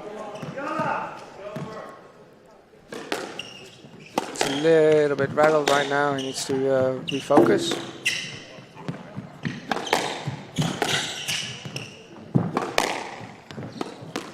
Still have a feeling that he's in control of the most of the values. Yes, lad. Why? Because he can't get through for the volley. He can't get through for the volley. So I don't know. Yeah, now it's a little bit. I have a feeling that the referee is like starting to punish Meguid for things that are not really correct in my eyes. Now no lad, you should have gone around.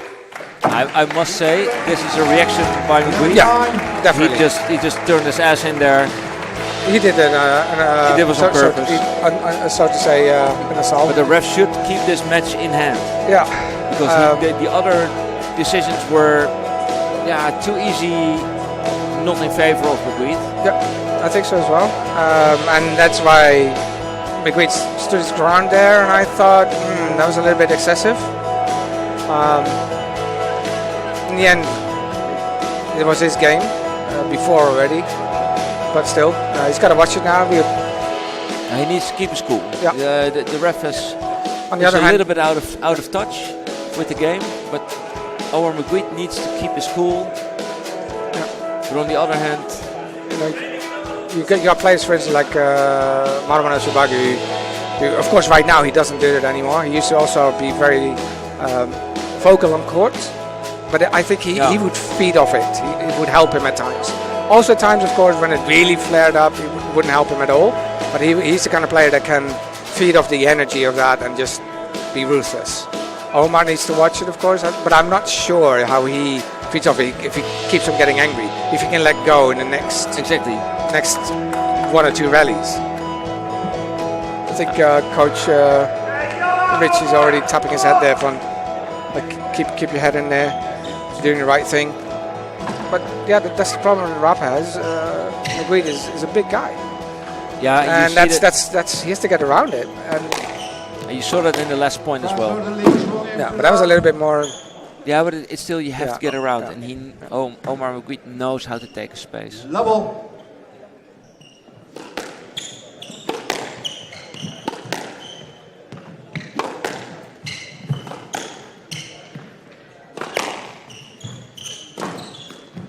Oh, very nice.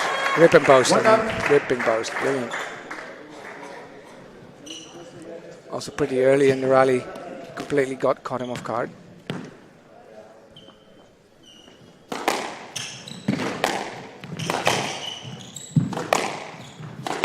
You can see he's pretty focused again. Playing with purpose. A little bit of hold here and there. Oh wow, that was a very good hold.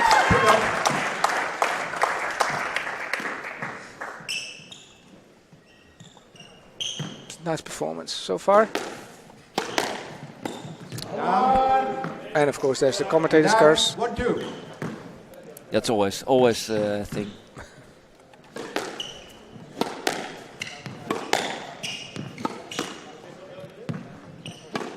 So I'm gonna throw you on the bus here, Daniel. What's your prediction after seeing the first game? I think Omar in 3. 3 love. 3 love. Yeah, 3 love. Omar in 3. He's gonna win 3 games. 3-1. I have a feeling it's gonna be. I have a feeling it's gonna be 3-1. I think Rapp is gonna get the fourth. The third, I mean, and then Omar winning it in the fourth. Yeah, it's going to be tough. I mean, a guy like Omar who does his CrossFit competition as well, he's very fit. That's a good thing. That's, even though, like I said, he's a big guy, he had. Oh! That's a great pickup. Oh my word! Brilliant, that's 3 O's in a row. My God! Brilliant shot. 4-1. He's again having his head on at the right moment, doing the right thing. There was some amazing athleticism from both of these players. You can see that Valentin Rapp has to do a lot of extra work to get around. Oh! I'm sorry, there you go. Mics are cracking. What the hell happened there? That was brilliant. That was brilliant. I've seen a couple of those live, but this was absolutely. Yeah, I've seen the one that Shabini, but that Valili was playing against Shabini at the DPD Open. I think you all guys were there as well. She's playing that in the final, but this was like a ripping, brilliant turnaround. And Miguel Rodriguez. Just a little too late. Miguel Rodriguez would have taken his hat off for this one as well. And did you see that one that Nicky Muller did? Yeah. Against Marwan? Yeah. You know, I have the feeling with these, you have all these PSA shot of the month and the decade and the week or whatever. But I always feel that Marwan ElShorbagy is on the bad side of the shot of the whatever. It's always against him. And also the Nicky Muller, it's also against Marwan ElShorbagy. The Nicky one was a super weird reaction. Brilliant though. Oh, nice. 7-2. It's almost like the hammer Thor forehand, but then of course on the backhand.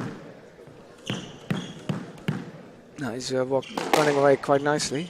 In the meantime, with the score, he's making him do a lot of extra miles, and Rapp is not reading Meguid at all. Where in the previous match, I had a feeling that Serme was playing really, really well, and Marwan had to work hard. He was sent the wrong way a couple of times. Great shot again. Good width. Yeah, Meguid unleashed, yeah. I would say.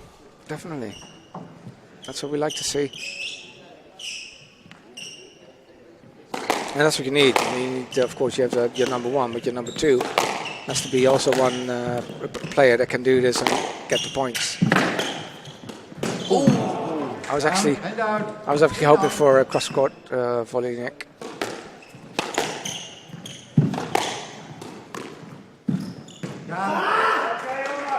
out, 10-3, game ball. And Rapp is just asking for one ball.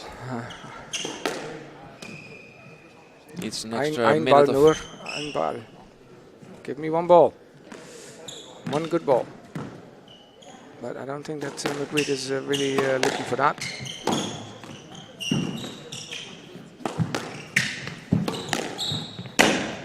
Ooh. And out for 10, game ball. Let's see, is he going to go for it? Is he going to go for it? No.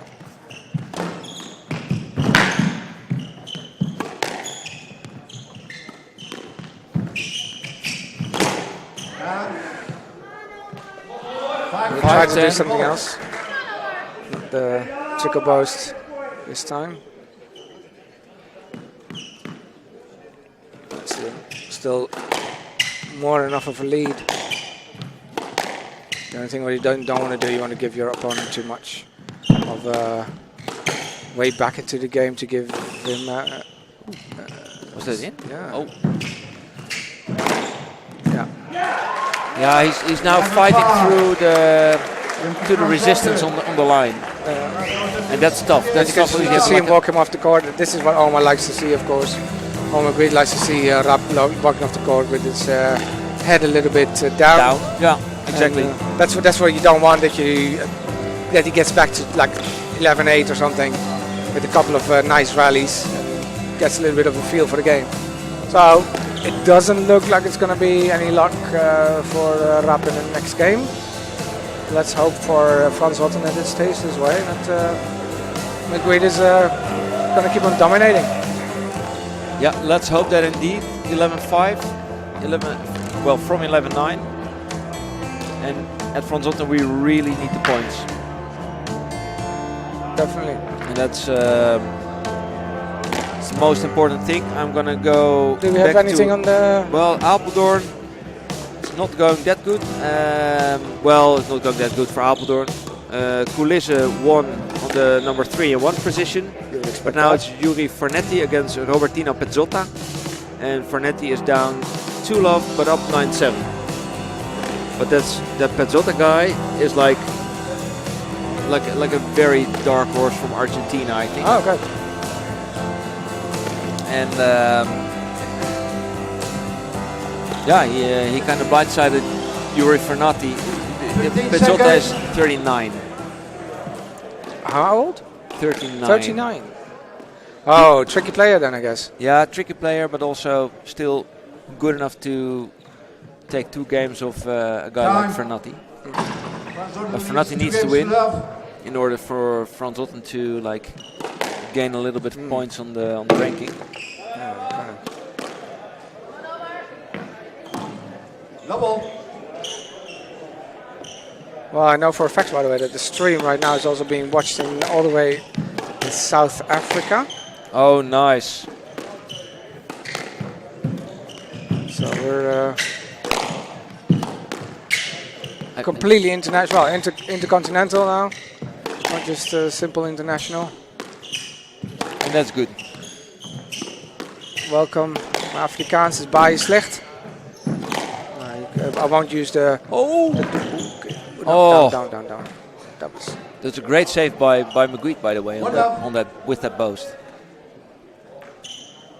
He's got some good lunges. Oh, there you go. Taking a little bit of extra time.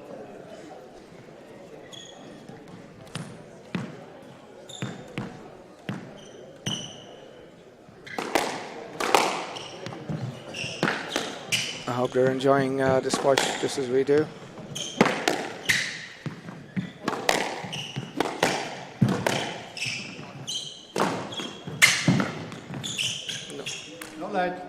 Ooh. Yeah, I would say that as well. And I think Meguid went a little bit too much into the back of the player.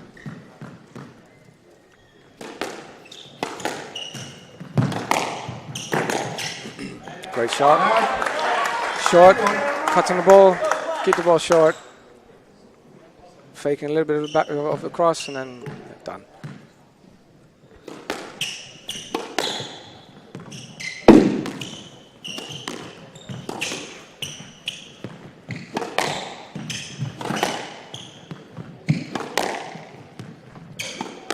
at least this is a way better match than what I've seen a couple of years ago between Meguid and Macon. I think they played the final here. That's it with you. You have played so many. You've seen so many. It was here actually. Yeah? Oh yeah, it was here. Yeah, it was a 5K. 5K. I think Adrian Waller was here. Joe Macon, Meguid, and what's his name? Tall guy from the UK. Jolie? No. Declan James? Yes, Declan James. Declan James. And Meguid was playing with Macon in the great save. There you go. There you go. Purpose. He was like, he wants that ball. He wants that point. He doesn't want another game. He wants to see if he can break Rapp a little bit. But that was quite an interesting final. It was, they were falling over each other, and it was a little bit like at one point you've seen. Oh wow! Some players fall over and like, hey, what's up? This is the Meguid I like to see. You know, I was at the English Juniors tournament. We were doing the live stream and we were doing commentary as well. And then refs constantly reminded the juniors not to wipe their hands to the glass. But here in the Premier League in Holland, players keep wiping their hands on the glass. I know it's like old-fashioned. It's like in the DNA of a squash player. But do you know the exact rules about that? I don't think there are official rules.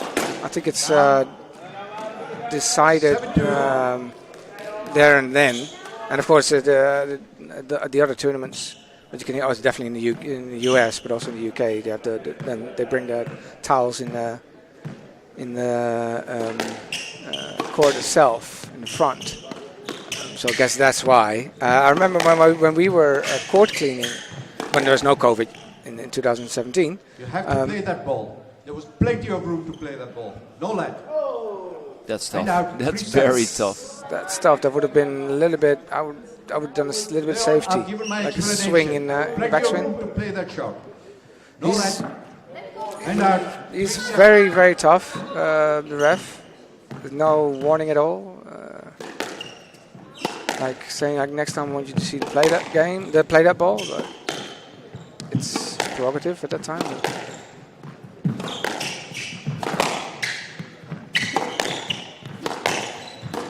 There's now also needs to calm down.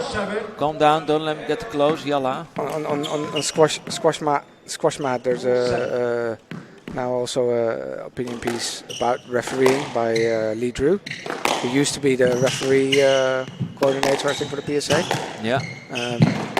So there's a lot going on about refereeing, also about the no-lets and lets and yes-lets strokes. And there was, I think, a piece by Ali Abu Alainen. This was everything used to be. The ball is complete. He can't get to the ball. Yeah, I was going to say. Get to the ball. I was afraid he was going to say go to the ball. You should be no let. Get to the ball. You failed to clear your shot. Yeah, but unfortunately, you did your best to clear. That's the problem. Guess your best wasn't good enough there. Yeah, no, but that's an issue. You know, of course he did his best, but at that point in time, Meguid already wanted to step forward, and he couldn't. And sometimes you always have that. The players saying, "Yeah, but I can't clear my shot because he's always there." Then that means that you're playing the wrong shot. Also true. Yeah. That's like 8-4. Yeah. Don't overdo it. Yeah. Keep your cool. It's you're 8-4 up, but yeah, I would agree that one. I would have also given a stroke for that.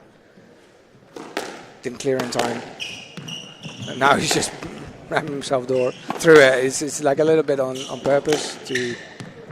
Of course, Rapp is quite a bit smaller.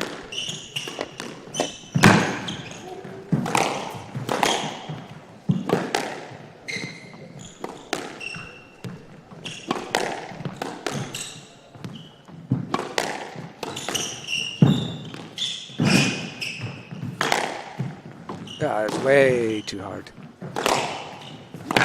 That would have been a better shot previously.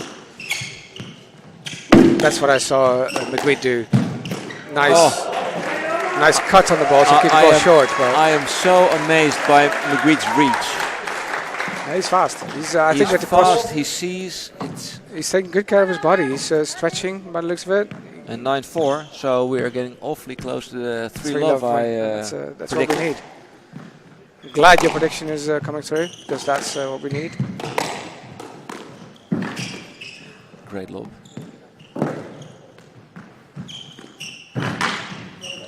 Thank you. Very fair. 5-9. Of course, it's always easier to do that at 4-9, but still, I still believe that Meguid would have done that same at 9-0. 5-9. 5-9. Yes, led from the right. Rapp wanted a little bit too much there.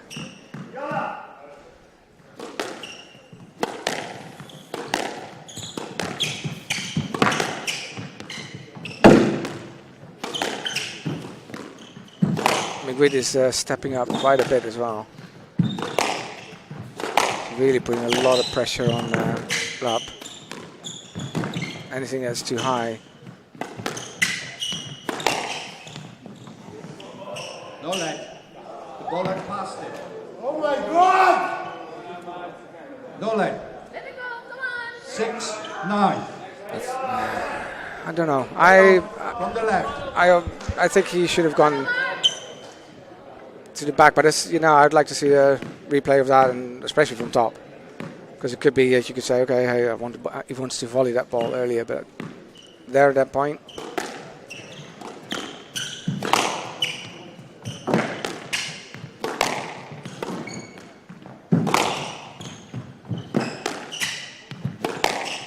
Meguid needs to watch it now. He's letting go a little bit of the. He's not putting a lot of pressure on Rapp right now. He's doing a lot more work.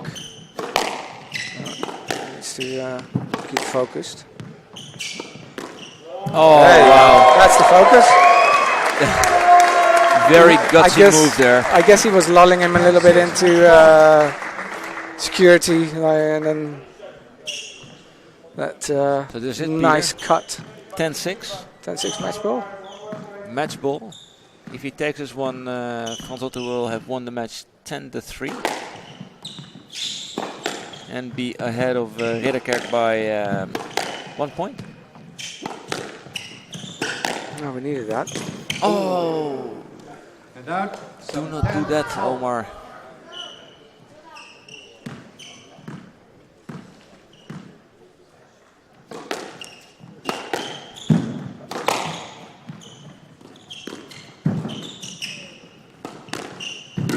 Oh, and it's done. Nice. There you go.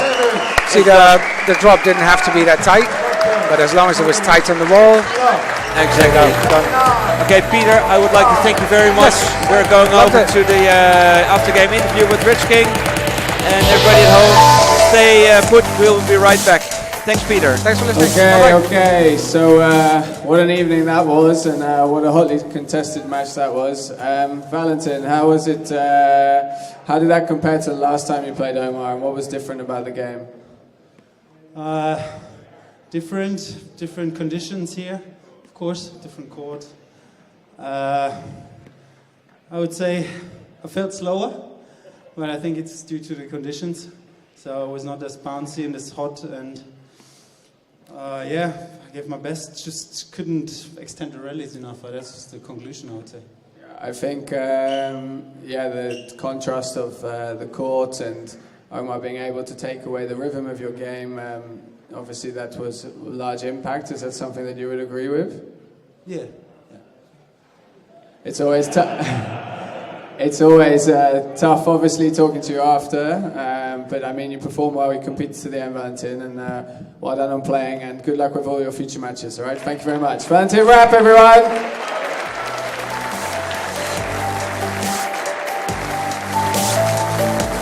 Mr. Meguid, I have to say that was one hell of a performance under pressure tonight, having to win for the team. Don't you think, guys?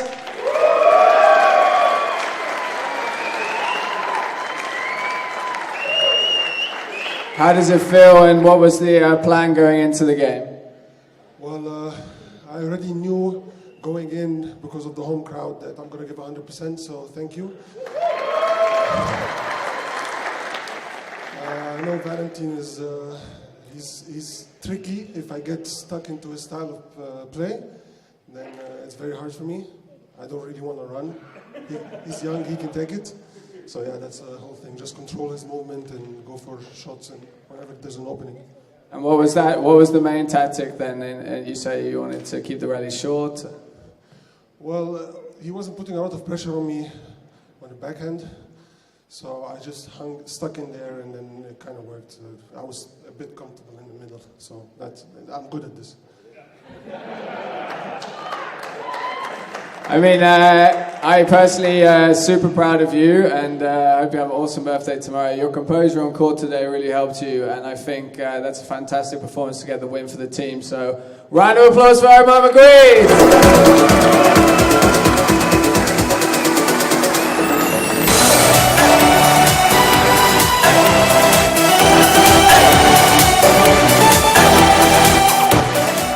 So that draws the close to a very exciting match. I believe the scores went down 10-1, I think, if I'm correct. So that's a great point swing for Frans Otten and helps us for the future games. I would just like everyone to give a big round of applause to Ridderkerk for coming and performing, please. So thanks very much to you guys.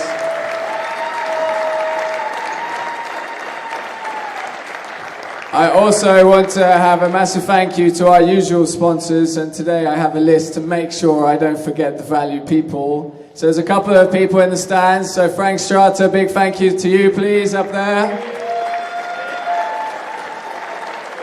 Marco van Basten over there as well please, thank you. To the businesses ASC Facilities, Smith & Dawless, Dunlop, Chanel and Peter at TSN Squash Network. Round of applause to those, please. Shabazz Rasool, SR Supercars. Carl and Runda, round of applause to them, please. A massive thanks to the Rapunch family who supported the centre for years, just up here. They've actually been here tonight, so thank you for supporting. Round of applause to them. Big thanks, as always, to Frans Otten Stadion and the Coburn family. It's amazing to have such an amazing event tonight, and I'm glad we're finally able to get a good performance. The stream team up at the back. And one of the loudest people in the stands, who happened to celebrate before I even won a rally today. Sjoerd Veenstra, thank you very much.